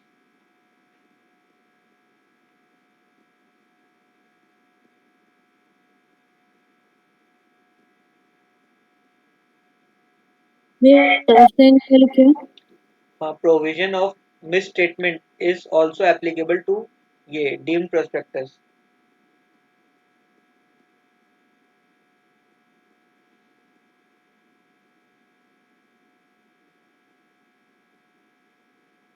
हो गया। ठीक है, अब देखो, अब एक कंपनी शेयर्स इशू कैसे करती होगी, कैसे कर सकती है, इसके पास कितना वेज है देखो। जैसे मान लो ये एबीसी लिमिटेड है, ठीक है, ये क्या कर सकती है देखो, या तो अंडर राइटिंग एग्रीमेंट कर सकती है। बोला ना क्या होता है उसमें, कोई और कंपनी XYZ लिमिटेड कंपनी वो अपने 90% शेयर्स बिकवा देगी, है ना? हाँ या ना? हाँ। या फिर हम लोग क्या कर सकते हैं, शेयर्स इशू कर सकते हैं। कैसे? इसमें भी दो रहेगा, या तो ओन खुद से हम लोग बेच रहे हैं, या क्या कर सकते हैं हम लोग, एक और एक कंपनी को, इशूइंग हाउस को अलॉट कर देते हैं शेयर्स। ओन ऑन और ओन ऑन और own we are selling the shares, share issue कर रहे हैं। या फिर अगर एक इशू हाउस को अलॉट कर देते हैं शेयर, जैसे 1000 शेयर्स है, ठीक है, तो यहाँ तो हम लोग 1000 शेयर खुद कंपनी दे रही है, बट यहाँ क्या करते हैं हम लोग, इसको दे देते हैं 1000 शेयर्स, और फिर ये जाके पब्लिक को देती है, बेचती है अपने बिहाफ पे। ठीक है नहीं? यहाँ अपन ही दे रहे हैं, डायरेक्ट कंपनी दे रही है पब्लिक को। बट यहाँ क्या करती है, ये देती है किसको, ये एक कंपनी दूसरी कंपनी है वो किसको देती है, पब्लिक को अपने बिहाफ पे सेल करती है। ठीक है, हाँ तो ये भी कोई डॉक्यूमेंट देगी, है ना, ये डॉक्यूमेंट देगी जो पब्लिक को मतलब इनवाइट करने के लिए, बताने के लिए, ये शेयर 1000 शेयर बेचने के लिए, तो उसको भी क्या करते हैं हम लोग, क्या बोलेंगे हम लोग, प्रोस्पेक्टस। डीम्ड प्रोस्पेक्टस, है ना। देखो यहाँ पे भी हाँ क्या हो रहा है, देखो कंपनी बचने के लिए क्या कर रही थी, देखो कंपनी को अगर एबीसी लिमिटेड खुद इशू करती, खुद अगर शेयर इशू करती तो उसको सारा लॉ एंड रेगुलेशन फॉलो करना पड़ता, यहाँ पे फॉलो करना पड़ता ना ओन में, है ना। हाँ बट यहाँ क्या कर रही है कंपनी, दूसरी कंपनी खोल के यहाँ पे क्या कर रही है, उसको अलॉट कर दे रही है कि तुम शेयर बेचो, ताकि अगर कुछ फ्रॉड होता है तो मैं नहीं पकड़ा जाऊंगा, ये इशू कर रहा है मैं तो बोल दूंगा, है ना, ये कर रही है हाँ कंपनी इशू। तो देखो ये जनरल पब्लिक को इशू कर रही है, तो मेरे पे तो वो प्रोविजन नहीं अप्लीकेबल रहेगा, मैं तो इशू नहीं कर रहा, है ना, कोई और इशू कर रहा है मेरे बिहाफ पे। तो इसलिए क्या होता था, इसको भी हम लोग क्या कॉन्सेप्ट दे दिए, डीम्ड प्रोस्पेक्टस मानेंगे, ये भी कंपनी एबीसी लिमिटेड ही इशू कर रही है, ऐसा मानेंगे हम लोग। समझ में आया, हाँ कर लिया।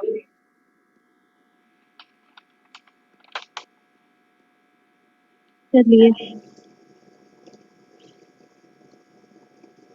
तो अब देखो, conditions to be deemed prospectus,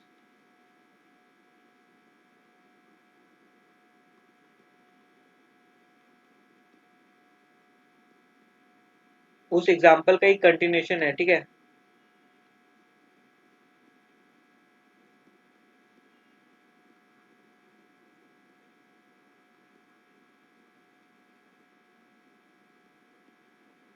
offer of securities to public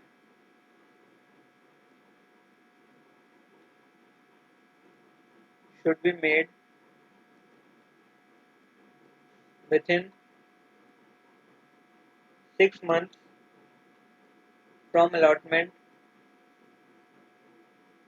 to issue house।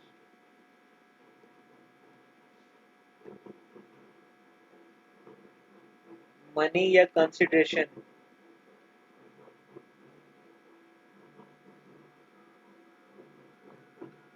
to be received from such issue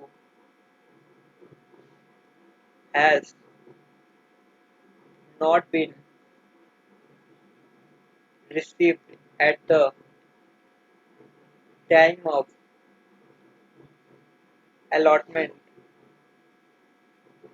to issue house। समझ में आता है, हुआ, ये समझ में आया।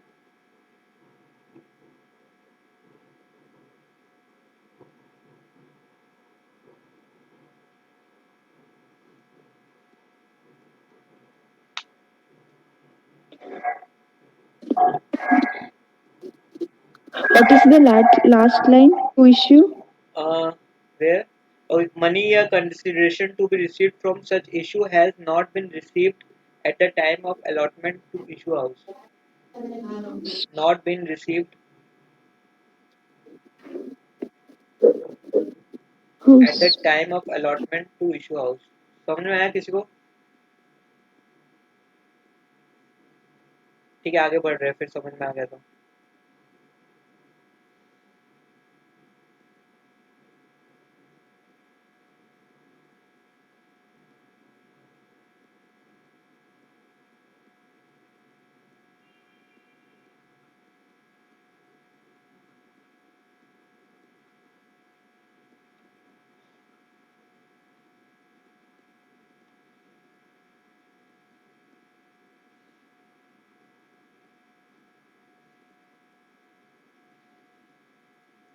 हो गया तो कोई कुछ बोलेगा, हाँ हो गया, कंप्लीट सर। समझ में आ गया। यस। सबको क्या हाँ समझ में आया बताओ, स्वागत है, तुम बताओ, रेणुका।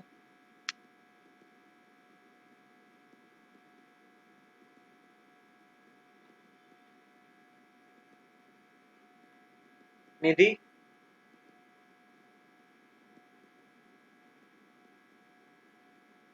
मतलब कुछ भी नहीं समझ आया तब भी हाँ कर रहे हो? हाँ नहीं आया तो बोलो ना।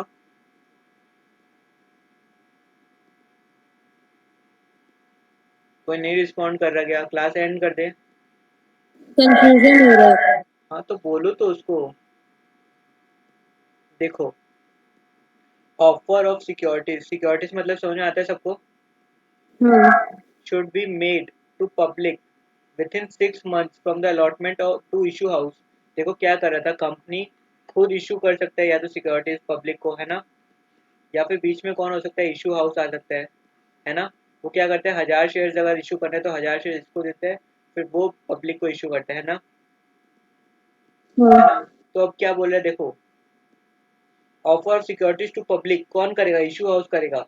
तो within 6 month from allotment to issue house, ये मान लो अगर 1/6/12 को हुआ, ठीक है, इशू हाउस को मिला, तो उसके 6 मंथ के अंदर किसको, पब्लिक को मिल जाना चाहिए सिक्योरिटीज, है ना। हाँ तब ये जो डॉक्यूमेंट देगा उसको हम लोग क्या मानेंगे, डीम्ड प्रोस्पेक्टस। ये कोई डॉक्यूमेंट देता होगा ना पब्लिक को इनवाइट करने के लिए, तो अगर ये 6 महीने के अंदर इशू कर देता है पब्लिक को, तभी उसको डीम्ड प्रोस्पेक्टस मानेंगे हम लोग, ठीक है। दूसरा कंडीशन क्या है, मनी या consideration to be received from such issue house has not been received at the time of allotment to issue house. ये देखो यहाँ पे कब अलॉट कर दिए थे हम लोग, 1/6/12 को ही कर दिए, है ना। बट क्या उस टाइम सेल हो गया शेयर्स, पब्लिक को पैसा आ गया क्या हम लोग पब्लिक से? नहीं नहीं, वो तो सिर्फ इशू हाउस को दिए, वो फर्दर बेचेगा, तब पैसा आएगा, तब वो पैसा पब्लिक इसको देगी, फिर ये पब्लिक इसको, फिर ये इशू हाउस कंपनी को देगा, है ना। हाँ देखो बोल रहा है कि 1/6/12 को पैसा नहीं रिसीव हुआ है, तब जो प्रोस्पेक्टस इशू हो रहा है उसको हम लोग डीम्ड प्रोस्पेक्टस मानेंगे। देखो, मनी या consideration to be receive from such issue has not been received at the time of allotment, time of allotment का डेट क्या है? 1/6/12। हाँ तो बोलो, 1/6/12, उस टाइम क्या पैसा मिल गया है कंपनी को? नहीं। तो वही बोले अगर ये नहीं दो कंडीशन सेटिस्फाइड होते हैं तब वो डीम्ड प्रोस्पेक्टस होगा, समझ में आया? इस हाँ रिलेशन में बात हो रहा है, देखो इस रिलेशन में इशू हाउस को दे रही है कंपनी और फिर वो फर्दर पब्लिक को सेल कर रही है, तब। तो 1/6/12 को अगर दिया कंपनी ने, तो इस टाइम पे इस डेट पे कंपनी को डायरेक्टली पैसा तो ही ना मिलेगा, जब वो पैसा कम शेयर देगी कंपनी शेयर होल्डर्स को, तो अब वो लोग पैसा देंगे तब इसके पास पहुंचेगा, और तब उसको मिलेगा कंपनी को, है ना, एबीसी लिमिटेड को, है ना। हाँ पैसा रिसीव नहीं होना चाहिए एज ऑन इस डेट 1/6/12, प्लस क्या और एक कंडीशन क्या था, फर्स्ट कंडीशन क्या था, देख के बोलो, लिख रहे भी नहीं होगा तुम लोग। 1/6/12। हम्म, लिखा भी नहीं क्या ये चीज, offer securities to public should be made within 6 month, 6 month के अंदर हो जाना चाहिए, है ना। 6 महीना के अंदर हो जाना चाहिए, जैसे 1/6/12 से लेके बाकी 6 महीने के अंदर हो गया, जो भी ये इशू हो रहा है इसको हम लोग डीम्ड प्रोस्पेक्टस मानेंगे, समझ में आया? अब क्लियर हुआ क्या? हाँ नहीं हुआ तो वापस एक्सप्लेन कर दूंगा एक बार फटाक से, जल्दी बोलो। चलो, हम्म, अब क्लियर है। क्लियर है ना सबको? तो ये था इसका कॉन्सेप्ट। तो देखो अब, नो, अब ये हम लोग पढ़ लिए पूरा, देखो, no person shall be liable if he proves that. भैया हाँ, भैया इशू हाउस का खाली काम यही रहेगा कि वो खाली उस प्रोस्पेक्टस मतलब जो भी है वो 90% सब्सक्रिप्शन होना चाहिए, खाली शेयर्स को ही बेचेगा क्या? एक मिनट वापस जोर से बोलो ना, थोड़ा आवाज ऑडिबल नहीं है। मैं कह रही हूँ कि वो खाली शेयर्स ही बेचेगा क्या, हाँ, मतलब इशूइंग उसको हाउस सिर्फ शेयर बेस्ड है, उसका कोई वो नहीं रहता है सब्सक्रिप्शन की भी, कि मतलब प्रॉफिट 90% करवाएगा या नहीं करवाएगा, ऐसा कुछ अगर स्पेसिफिक एग्रीमेंट में है तभी वो करवाएगा, वरना उसका काम होता है शेयर्स बेचना ऑन बिहाफ ऑफ कंपनी, ठीक है। इसको क्या बेनिफिट होगा, खाली इसको कमीशन कमीशन मिलेगा? मिलता है, मेन ये लोग कमीशन मिलता है बहुत, है ना। और वो कंपनी, हाँ, कंपनी की दूसरे किसी को वो लोग क्या, approve कर, मतलब वही एबीसी लिमिटेड का ही कोई होगा कि कोई बाहर का भी हो सकता है? किसी का भी कर सकती है, वो तो किसी कंपनी का भी कर सकती है। देखो, ये इशू हाउसिंग क्या होती है ना, बहुत सारी बड़ी बड़ी कंपनीज होती है जो कि सारा शेयर्स अलॉटमेंट करना, या मतलब उनको पूरा शेयर्स इशू मैनेज करना आता है ना, प्रोस्पेक्टस देना वगैरह, ये लोग को अपन क्या देते हैं, कमीशन दे देते हैं, या कुछ पार्ट ऑफ द इशू दे देते हैं कि लाइक 2% 5%, तो ये लोग को फायदा वो रहता है। कंपनी को क्या है, कंपनी मैनेज करना नहीं पड़ रहा है इतना, कि शेयर एप्लीकेशन मैनेज करो, सब वो सब मैनेज करो, शेयर अलॉट करो, वो सारा काम ये लोग कर लेती है, कंपनी को सिर्फ प्रोसीड्स मिल जाता है, पैसा जो चाहिए रहता है उसको, है ना। अपन उस जो पैसा मिलता है उसका 5% फीस या जो भी लगता है वो लोग को, वो अपन इस इशूइंग हाउस को दे देते हैं। समझ आया? तो बेसिकली ये करती क्यों थी कंपनी, ताकि उसको प्रोस्पेक्टस के जो भी मिस स्टेटमेंट वगैरह हैं अगर, वो सबसे बचने के लिए एक इसको आगे खड़ा करके इसके नाम पे क्या करती थी कि एक इशू कर देती थी कोई भी डॉक्यूमेंट या पैसा रेज करने का ट्राई करती थी। समझ में आ रहा है ना? क्योंकि मान लो कंपनी तो बोल देगी मैं तो डायरेक्टली इशू नहीं कर रहा प्रोस्पेक्टस, कौन इशू कर रहा है, ये कर रहा है मेरे बिहाफ पे, है ना? हाँ तो ये सब से बचने के लिए, लॉ से बचने के लिए कई बार कंपनीज ऐसा भी करती है थी। तो इसलिए कॉन्सेप्ट है किसका, डीम्ड प्रोस्पेक्टस का। मेन समझने का बात इसमें यही है कि डीम्ड प्रोस्पेक्टस क्या है, कब ये क्यों आया, ये इसका एग्जांपल दिया। समझे? हाँ हाँ देखो अब बता रहे क्या है ना यहाँ पे कि लायबल कब नहीं होगा, पेनल्टी कब नहीं लगेगी ऑफ मिस स्टेटमेंट, कब, that having consented to become a director he withdraw his consent. मतलब अगर कुछ गड़बड़ उसमें डाल रहा था, कोई प्रोस्पेक्टस कंपनी में गड़बड़ डाल रहा था, बट एक डायरेक्टर बोल दिया कि भाई मेरा नहीं, इसमें ये सब मत डालो, मेरे नाम पे मत डालो, मैं इसके लिए एग्री नहीं कर रहा मिस स्टेटमेंट के लिए, तो वो बच जाएगा। ठीक है, पढ़ लेना इसको, सेम है। That the prospectus issued without his knowledge और कंसेंट, उसको बिना बताए इशू कर दिया या उसको पता ही नहीं था। ठीक है, or that regards every misleading statement purported to be made by an expert contained in which purpose to be a true copy। अब एक्सपर्ट के बारे में बता रहे हैं कि बोलो के ऊपर क्या मतलब हो सकता है पेनल्टी लगेगा। ठीक है, अब देखो क्या है, इंटेंट टू अगर डिफ्रॉड हुआ तो कौन सा सेक्शन लगेगा, सेक्शन 447, और कुछ भी लाइबिलिटी लिमिटेशन नहीं रहेगी। लिखे थे ना अनलिमिटेड लाइबिलिटी हम लोग, है ना? हाँ अब देखो punishment for fraudulently including person to invest money, अगर तुम फ्रॉडलेंटली किसी पर्सन को इन्वेस्ट करने के लिए फोर्स कर रहे हो या फिर उसको मिसलीड कर रहे हो तो क्या होगा। सेक्शन 36 बताता है देखो, हु आइदर नोइंगली और रेकलेसली, रेकलेसली मतलब क्या होता है, केयरलेसली, मान लो 16 लाख को लिख दिया 96 लाख या 96 को कर दिया ऐसा, समझा? रेकलेसली मतलब केयरलेसली मेक्स एनी स्टेटमेंट या प्रॉमिस और फोरकास्ट विच इज फॉल्स, बता देगी कंपनी का 30 करोड़ प्रॉफिट होगा अगला 30 साल में, है ना? ये सब करना, और मिसलीडिंग और deliberately conceive any material fact, छुपाना कुछ भी चीज, तो क्या होगा, enter to offer to enter into any agreement with a view of acquiring and disposing या subscribing या underwriting कोई securities, या फिर any agreement the purpose or the pretended purpose for which is to secure profit from parties, अगर profit करना उसका part है, या फिर any agreement for which view to obtain credit facilities, मतलब क्या, लोन फ्रॉम एनी बैंक या financial statement. तो क्या होगा, सबको क्या होगा, फ्रॉड में स्टेटमेंट करके अगर तुम ये सब काम कर रहे हो, फायदा या अपना सिक्योरिटी बेचना चाह रहे हो, सेल करना चाह रहे हो, या लोन ऑब्टेन करना चाह रहे हो, है ना, या प्रॉफिट करना चाह रहे हो, ये सब करना चाह रहे हो, तो तुम्हारा पेनल्टी किसके अंदर रहेगा, सेक्शन 447 के अंदर। समझ रहे हैं? हाँ अब देखो रेमेडीज क्या क्या है, रेमेडीज किसके लिए होगा, जिसके साथ फ्रॉड हुआ, है ना, पब्लिक के साथ, है ना, जिसको मिस स्टेटमेंट बताया गया, गलत प्रोस्पेक्टस में गलत इन्फॉर्मेशन बताया गया, तो वो लोग के लिए क्या है, देखो वो लोग क्या कर सकते हैं, केस फाइल कर सकता है। देखो सूट, सूट मतलब क्या होता है, केस, केस में भी फाइल्ड। ठीक है ना? हाँ अब पर्सोनेटिंग मतलब क्या होता है, to pretend to be someone else. ठीक है, लिख लो। अबेट्स मतलब क्या होता है, इनकरेजेस। अब किसी, देखो मेक, अब provided any person who makes or abets मतलब encourages making of an application in a fictitious name, मतलब गलत नाम, to a company for acquiring subscription, मतलब वापस फ्रॉड करके तुम किसी को फोर्स मतलब प्रोवोक कर रहे हो कि सब मतलब सिक्योरिटीज खरीदे, शेयर्स खरीदे, तो क्या होगा, देखो वापस पेनल्टी अंडर सेक्शन 447।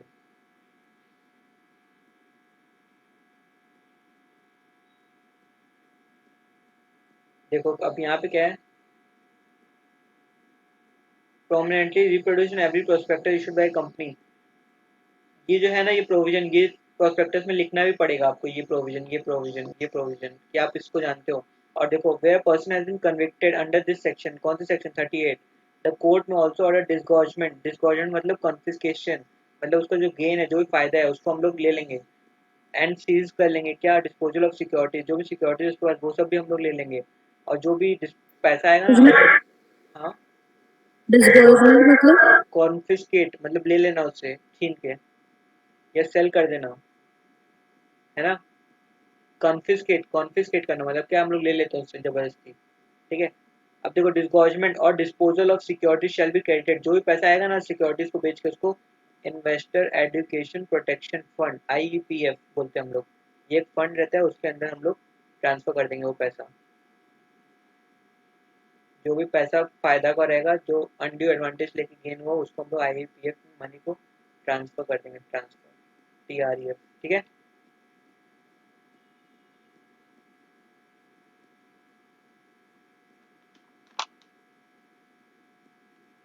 ठीक है क्या?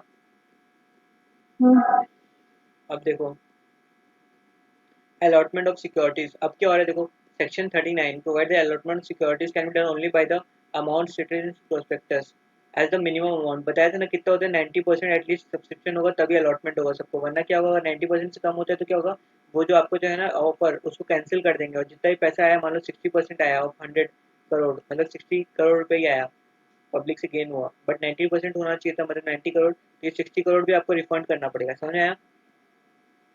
हाँ हाँ तो देखो क्या लिखा है, amount stated in the prospectus as the minimum amount has been subscribed payable on application of the amount, तभी होगा।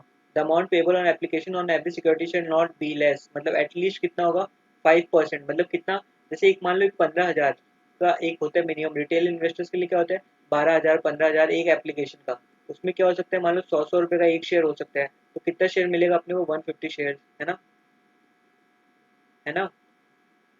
नहीं समझ आ रहा क्या? एक मिनिमम अमाउंट होता है जिसका आपको एप्लीकेशन करना ही पड़ेगा, मतलब 15,000 एक जन को देना ही पड़ेगा अगर किसी कंपनी का IPO में इन्वेस्ट करना है, तो समझ आते हैं क्या? हाँ वही लिखा है कि at least 5% of the nominal value of the security, उतना तो होना ही चाहिए। मान लो कोई सिक्योरिटी का नॉमिनल वैल्यू कितना है, 100 रुपये है, तो उसका 5% मतलब 5 रुपये तो मिनिमम होना ही चाहिए एक शेयर का प्राइस, समझ आ रहा है? हाँ या फिर वो चीज़ जो कि प्रिस्क्राइब बाय सेबी, या कोई भी परसेंटेज प्रिस्क्राइब बाय सेबी है, तो उतना होना ही चाहिए, ठीक है। अब रिफंड ऑफ एप्लीकेशन मनी, अगर मान लो मिनिमम अमाउंट नहीं आया, कितना, 90% मान लो, तो क्या होगा, with in period of 30 days, तो क्या होगा, रिफंड करो विद इन 15 डेज, ठीक है। अगर नहीं रिफंड करते 15 डेज में, तो क्या लगेगा, 15% पर एनम के हिसाब से इंटरेस्ट लगेगा आपको, ठीक है। हाँ अगर रिफंड ऑफ मनी में कुछ भी डिफॉल्ट होता है तो 1,000 रुपये पर डे फाइन रहेगा, और अगर कंटिन्यू करते रहे तो ये डिफॉल्ट तो 1,00,000 रुपये भी लग सकता है, जो भी दोनों में कम रहेगा वो लगेगा, ठीक है। दो रिटर्न ऑफ अलॉटमेंट फाइल करना पड़ता है हम लोगों को पैस 3 में, ठीक है। तो ये मैं आपको दिखा दूंगा पैस 3 कैसा होता है। ये एक फॉर्म रहता है जिसमें हम लोग सारा बताते हैं कि company having share capital mix allotment of securities, जब भी कोई सिक्योरिटीज को अलॉट करते हैं ना हम लोगों को, दे रहे हैं ना हम लोग शेयर अलॉट करें ना, जब हो गया तब 90% आ गया, तब तो हम लोग को शेयर देना पड़ेगा ना सारा पब्लिक को। हाँ तो वो जो अलॉट करते हैं, किस किस को अलॉट करें, क्या कर रहे हैं, वो सब हम लोग को क्या होता है, एक फॉर्म में बताना पड़ता है सब, पैस 3 में, ठीक है, वही सब है देखो, और कुछ नहीं है। Along with the return the following में भी अटैच, क्या क्या अटैच करना पड़ेगा हम लोग को, देखो अगर हम लोग पैसा की जगह कुछ अदर थिंग ले रहे हैं, अगर तो मान लो हम लोग शेयर होल्डर, हम लोग क्या देते हैं, या इन्वेस्टर हम लोग क्या देते हैं, रुपया देते हैं ना, हम लोग उसको क्या, हाँ कंपनी शेयर देती है, बट टेबल का तो पैसा नहीं देता है कंपनी, कोई शेयर होल्डर कुछ अदर चीज़ दे दिया, मान लो कोई फर्नीचर दे दिया है, कुछ और ऐसा दे दिया other in kind, other than cash अगर कुछ दे रहे हैं, तो उसका कॉन्ट्रैक्ट का कॉपी देते हैं, कॉपी हम लोग को फाइल करना पड़ेगा अलॉन्ग विद पैस, ठीक है। अगर वो कॉन्ट्रैक्ट अगर रिटर्न फॉर्म में नहीं है, तो क्या होगा, सारा कॉन्ट्रैक्ट का सारा डिटेल हम लोग को देना पड़ेगा, और स्टैम्प ड्यूटी भी उस पर पे करना होगा अगर एप्लीकेबल है तो। और report of register valuer, valuer होता है जो बताता है कि एक चीज़ का वैल्यू क्या होता है, जैसे लैंड का वैल्यूअर होता है, वो बताता है कि इस लैंड का क्या दाम है आज की डेट पे, वो उसका भी रिपोर्ट हम लोग को करना पड़ेगा। अगर बोनस शेयर इशू कर रहे हैं तो रेजोल्यूशन पास किया जनरल मीटिंग में, वो फाइल करना होगा। तो ये सब आपको याद करना पड़ेगा कि क्या इशू करना होगा, क्या नहीं करना होगा, अलॉन्ग विद पैस 3। और देखो डिफॉल्ट अगर करते हो इसमें, तो 1,000 रुपया या 1,00,000 rupees, which ever is less, वो सेम है, ठीक है। अब देखो हम लोग कमीशन किसको देंगे, इशूइंग हाउस को दे सकते हैं, या किसी भी कंपनी को दे सकते हैं ना, पेमेंट ऑफ कमीशन, है ना। तो वो कितना हाँ मैक्सिमम, देखो may pay and commission to any person in connection with the subscription to it security subject to such conditions, conditions या रूल जो है उसके अकॉर्डिंग होगा। तो कमीशन के लिए कौन सा है, रूल 13 है, क्या बताता है, पे कमीशन टू एनी पर्सन, कितना, द पेमेंट सब्स कमीशन क्या होता है, ऑथराइज होना चाहिए, कंपनी देने का अलाउ होना चाहिए कंपनी को, under the article of association, ठीक है। देखो paid out of proceeds of the issue, जितना पैसा आ रहा है उसके अंदर से दे दो या फिर प्रॉफिट्स में से दे दो, ठीक है। कितना, देखो rate of commission shall not exceed 5% of the price at which the shares are issued at, और 5% ऑफ जितना भी तुम इशू कर रहे हो, 100 इशू कर रहे हो, तो पर शेयर पे कितना होता है, 5%, 5 रुपया। तो पर शेयर पे कितना कमीशन दे सकते हो मैक्सिमम, पाँच हाँ। और या फिर रेट ऑथराइज बाय आर्टिकल्स, या फिर जो भी आर्टिकल्स में रेट है, मान लो 10% है अगर, तो which ever is less, less कौन सा है, 5% या 10%? 5. तो 5 दे सकते हो। किसके केस में? शेयर्स के केस में। और डिबेंचर के केस में देखो क्या लिखा हुआ है, शेल नॉट एक्सीड 2.5%।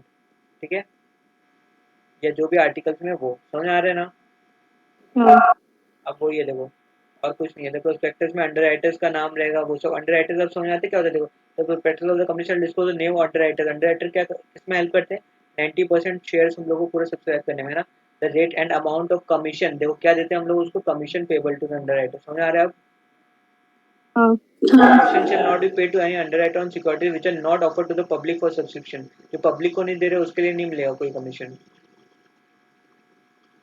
अब देखो सिक्योरिटीज कहाँ डील होती है, स्टॉक एक्सचेंज में। वो हम लोग देखे या नहीं देखे कि बीएससी पे लिखा होता है ना डेजिग्नेटेड स्टॉक एक्सचेंज कौन सा है, बीएससी लिखा होता है ना उसमें, बॉन्ड वाला में, है ना। हाँ. देखो application money to be deposited in bank, provided that all money is received on application from public for subscription to shall be separate bank account में रखो। ठीक है, the said money shall not be utilized for purpose other than, किस लिए? For adjustment against allotment of securities where securities has been permitted to be dealt with in stock exchange specified in the prospectus for the repayment of monies within a time specified SEBI from. ठीक है, कुछ काम का नहीं है ये, इसको बस तो याद रखो कि separate money separate bank account में रखना होगा। ठीक है, ये दोनों कुछ याद रखने की जरूरत नहीं है, ना समझने की जरूरत है। अवॉइड कंडीशन, देखो section 40 section 4 provided any condition purporting to require or bind any applicant for securities to waive compliance। अगर मान लो कोई आप एग्रीमेंट कर रहे हो जिसमें लिखा है कि ये आपको ये रूल नहीं फॉलो करना है, या कुछ ऐसा है जिसमें लिखा है कि रूल फॉलो नहीं करना है, तो वो क्या एग्रीमेंट वैलिड रहेगा क्या? नहीं ना, रूल तो आपको फॉलो करने पड़ेगा, सेबी का जो भी है या कंपनीज एक्ट का जो भी रिक्वायरमेंट है ना। यहाँ ये लिखा है कि वॉइड, वो जो भी ऐसा एग्रीमेंट है वो वॉइड है। पेनल्टी क्या लगेगी देखो, section provided if a default is made in complying with the provision of section 40। ठीक है, वही डिपॉजिटिंग इन बैंक वगैरह वो सब, तो क्या होगा, the company shall be punished with the fine which shell not be less than ₹5 lakh से 50 लाख तक का फाइन है। देखो, और ऑफिसर जो है कंपनी का, जो भी एम्प्लॉय है, उसको कितना लग सकता है देखो, इम्प्रिजनमेंट 1 ईयर तक हो सकता है। ठीक है, या फिर फाइन एटलीस्ट 50 या विच में एक्सटेंड टू 3 लाख रुपीज, या दोनों भी लग सकता है। ठीक है, हाँ। हाँ. देखो the prospectus shall contain a report by chartered accountant on the profit loss for each of the, क्या होता है, 3 होते हैं ना, हाँ. 3 3 चार्टर्ड फॉलो. अकाउंटेंट है ना। हाँ. तो the promoters of Ivory Holding shall make hold of converters may hold such securities only in, क्या, dematerialized form। Dematerialized form. हाँ. Company filing a shelf prospectus is required to file an informative memorandum in form number PAS 1 है शायद। ठीक है, एक बार देखना ये क्या है ना, within dash days prior to the issue of securities, ये कितना था, 30 या 15 था, है ना। देख लेना एक बार, है ना। हाँ. The information memorandum shall be deemed to be a prospectus, right? हाँ. हाँ. Dash is a prospectus which does not include complete particulars of the quantum or price of the Red security। herring Right, prospectus. तो अब easy हो रहा है। हाँ. ये हाँ. बहुत ही घटिया चैप्टर था, बट हम लोग इसको बहुत इजी करके हम लोग कर लिए। देखो what are the information to be stated in a prospectus, क्या क्या इन्फॉर्मेशन होता है देखो। एक तो कंपनी का डिटेल्स रहता है सारा, है ना। और फिर टाइप ऑफ सिक्योरिटीज इशू, है ना, डेजिग्नेटेड स्टॉक एक्सचेंज, वो सब रहता है नहीं रहता है। बिजनेस ऑफ द कंपनी, हाँ. ऑब्जेक्ट्स ऑफ द इशू, है ना। ओपनिंग डेट रहता है, क्लोजिंग डेट रहता है, ये सब लिख सकते हो ना खुद से। हाँ. जैसे कि शेल्फ प्रोस्पेक्टस बता सकते हो, शेल्फ मतलब क्या होता है, लॉन्ग, है ना। longer detail prospectus. हाँ, एंड रेड हेरिंग प्रोस्पेक्टस भी बता सकते हो। हाँ. complete क्वांटिटी, particulars नहीं हाँ, रहता है, क्वांटिटी और quantity और प्राइस। price का. अब देखो लायबिलिटी और मिसट्रीटमेंट हम लोग किए ना, क्या होता है, क्रिमिनल होता है और एक सिविल होता है। और क्रिमिनल civil में, liability होता हाँ, है. सिविल और क्रिमिनल बोथ, है ना। ठीक है, उसमें बता सकते हैं कि हम लोग 10 साल तक जेल है, और फिर 3 times of the amount involve, या फिर amount involve whichever is higher, है ना, हाँ. ऐसा करके। fine लगता है. हाँ, हाँ. एक्सप्लेन द हाँ. Provision related to payment of commission, कितना दे सकते हैं हम लोग, जो लिखा हुआ है सारा वो सब, है ना। कि अपन इसका अगर शेयर्स है 2%. तो कितना 5% दे सकते हैं मैक्सिमम, डिवेंचर है तो कितना दे सकते और हैं, debentures का 3%, 2.5%. 2.5% है, हाँ। तो वो कर सकते हैं, हम लोग लिख सकते हाँ. हैं। अब तो what are the attachment to be made along with the annual return, देखे थे तुम लोग क्या क्या था अटैचमेंट, कि एक तो देखो ये इसका attachment along with annual return क्या क्या है, कि कौन कौन किस किस शेयर होल्डर को अलॉट किया हम लोग। देखो कहाँ गया वो, देखो यही है ना, देखो अटैचमेंट क्या क्या होगा, देखो अटैच क्या क्या देना पड़ेगा हम लोग को, देखो कंसिडरेशन अदर देन, अगर कैश है तो उसका क्या होगा, कॉन्ट्रैक्ट, है ना, है ना, अगर रिटर्न फॉर्म में नहीं है कोई एग्रीमेंट तो हाँ हम लोग को उसको क्या देना पड़ेगा, पूरा उसका देना पड़ेगा, स्टैम्प ड्यूटी के साथ जो भी है हम लोग को लिख के देना पड़ेगा सारा पर्टिकुलर्स, क्या क्या एग्रीमेंट का है वो सब, रजिस्टर्ड वैल्यूअर का रिपोर्ट देना होगा, बोनस शेयर है तो क्या देना पड़ेगा हम लोग को, जनरल मीटिंग का जो भी हम लोग रेजोल्यूशन पास किए रेजोल्यूशन देना पड़ेगा, और अगर मान लो रिजोल्यूशन हाँ, हाँ ये 4-5 पॉइंट ऐसे ही ये हेडिंग के साथ याद कर लेना और फिर खुद से लिख देना, ठीक है। तो बेसिकली अभी चैप्टर कंप्लीट हुआ ना इजीली, कंफ्यूजन नहीं है ना कोई भी, हाँ हाँ नहीं कंफ्यूजन। अब देखो अब्रिज प्रोस्पेक्टस देख लेते हैं, तो देखो ये है अब्रिज प्रोस्पेक्टस एक, देखो कितने पेज का है, 47 पेज का, कुछ कुछ पेज है, कुछ कुछ में ज़्यादा रहता है पेजेस, कुछ कुछ में कम रहता है, देखो क्या क्या रहता है, देखो क्या क्या रहता है, अगर तुमको बोलेगा प्रोस्पेक्टस में, देखो ऑब्जेक्ट्स ऑफ द इशू, लिखो लिखो, इशू प्रोसीजर रहता है, ये लिख लो भले कॉपी में, terms of the issue, other instruction, capital structure management, legal and other information, risk factor, है ना, ये सब लिखोगे, मटेरियल कॉन्ट्रैक्ट क्या क्या है, डिक्लेरेशन, ये सब लिख लिया, ये आंसर में जाएगा, उस आंसर में, एम आई क्लियर, ये फोटो ले लो यस फिर लिख लेना, फोटो ले लिए हाँ ठीक है सब ले लेना, चलो मैं क्लोज कर रहा हूँ फिर इसको। अब देखो अब्रिज प्रोस्पेक्टस ये वाला जो था ये 6 पेज का है, इसमें भी देखो क्या क्या लिखा हुआ है, प्राइस इंफॉर्मेशन लिखा हुआ है, देखो क्या क्या है क्या क्या नहीं है, प्रमोटर्स कौन कौन है देखो, बिजनेस मॉडल क्या है वो बताया है, डायरेक्टर्स के बारे में बताया, शेयर होल्डिंग पैटर्न बताया, फाइनेंशियल स्टेटमेंट्स बता देते हो, कितना कम पेज में सब कुछ बता दिया है ना, डिक्लेरेशन बाय द कंपनी, है ना, तो ये हो गया अपना हाँ प्रोस्पेक्टस। फिर देखो ड्राफ्ट रेड हेरिंग प्रोस्पेक्टस, जिसमें कुछ प्राइस वाइस नहीं रहता, देखो यहाँ लिखा हुआ है ड्राफ्ट रेड हेरिंग प्रोस्पेक्टस दिखता है, हाँ तो ये देखो ये ड्राफ्ट रेड हेरिंग मोबी क्विक का है, ये मोबाइल का कुछ रिलेटेड कंपनी है ना, तो ड्राफ्ट रेड हेरिंग प्रोस्पेक्टस देखो हमेशा 411 पेज 400 पेज प्लस रहता है। अब ये देखो शेल्फ प्रोस्पेक्टस है, ये लिखा है यहाँ पे शेल्फ प्रोस्पेक्टस, शेल्फ मतलब वही लॉन्ग प्रोस्पेक्टस है ना, जिसमें सिर्फ क्या नहीं रहता, सब कुछ रहता है ना बेसिकली। हाँ अब देखो वापस ये तो क्या होगा, बाकी सारा हो जाएगा अच्छे से, याद हो जाएगा, दिमाग में बैठ जाएगा, फिर don't like learn it up, तब थोड़ा प्रॉब्लम होगा, वरना अभी पढ़ लोगे ना घर में 1-2 दिन में तो उसको पूरा याद हो जाएगा, वरना ये चैप्टर बहुत कंफ्यूजिंग है, ठीक है। Okay okay then let's meet tomorrow same time and good night.